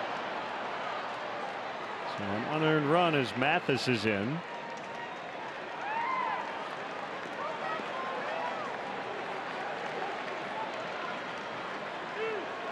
Second hit for Rosales tonight. He doubled back in the 5th. Will end that streak of 10 consecutive games in which the Cubs had allowed 3 runs or fewer.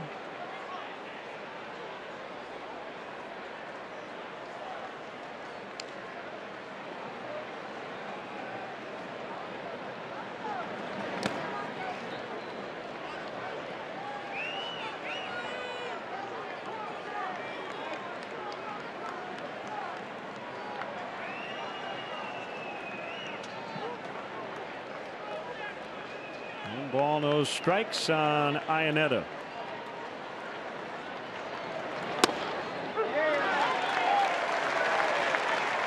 He's got that C-flap. He got drilled in the mouth by a pitch earlier this season. Ended up on the concussion DL. Cracked some teeth. Broke his nose.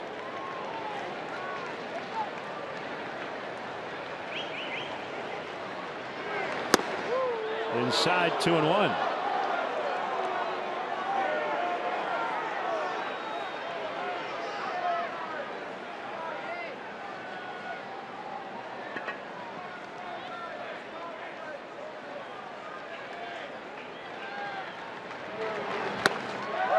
Good changeup. 2-2.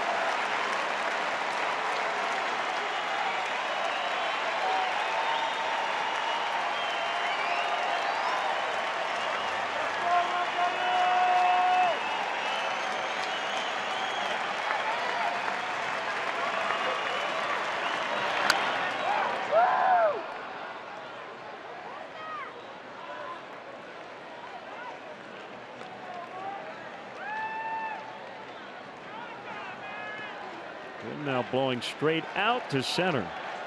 We had a southeast wind when we started. And it kind of calmed down. And it blew in for about 10 minutes. Now it's blowing straight out.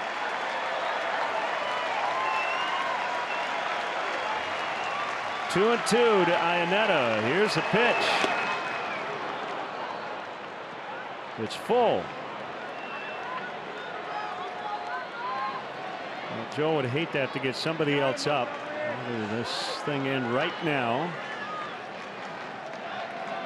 Yeah, he's got to be careful how many pitches you force Montgomery to throw here.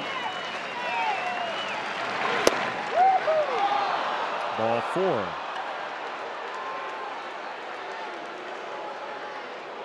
Well, it's close enough to ring him up in my book. Umpires, just too much integrity.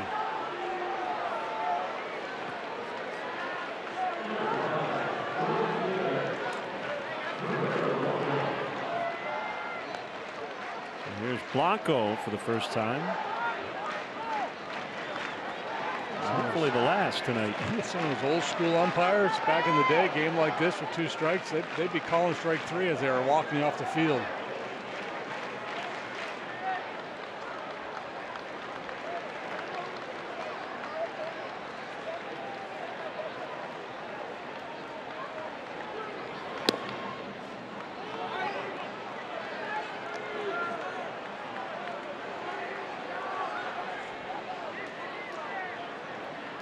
Zach Godley and Jake Arrieta tomorrow night. Zach Greinke and Jose Quintana on Thursday afternoon.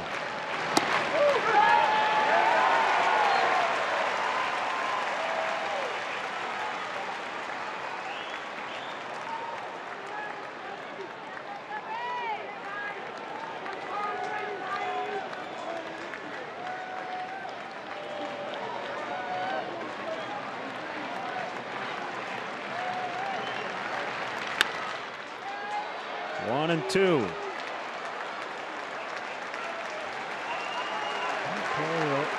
Novallo will at least feel good that his guys have had quality at bats here at the end of this blowout game, mailing it in.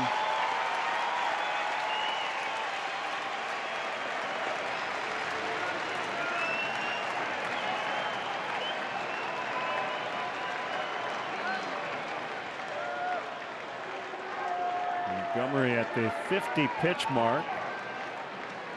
His 3rd inning of work.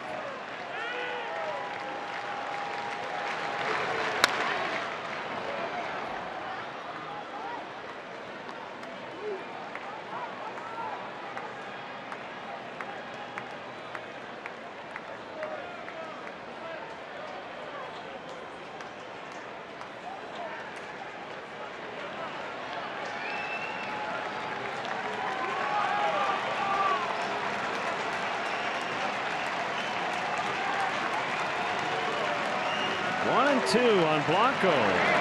Ground ball. This should do it. Baez. The Rizzo Cubs win. 16-4 the final score. It was a night of home runs and milestones. And as you said earlier, John Lester got everything but the win tonight. Yeah, it's kind of weird in that regard, but congratulations to John. First career home run. He reaches the 2,000 strikeout mark. Just the 25th left-hander to do that in the history of this fine game. And boy, what a night for the offense. They're pretty quiet with the bats despite winning that series in Milwaukee. They break out in a big way here tonight. Season best 16 runs. And they win the ball game by a comfortable margin of 12 runs. 57-48. Season best 9 games over 500. They've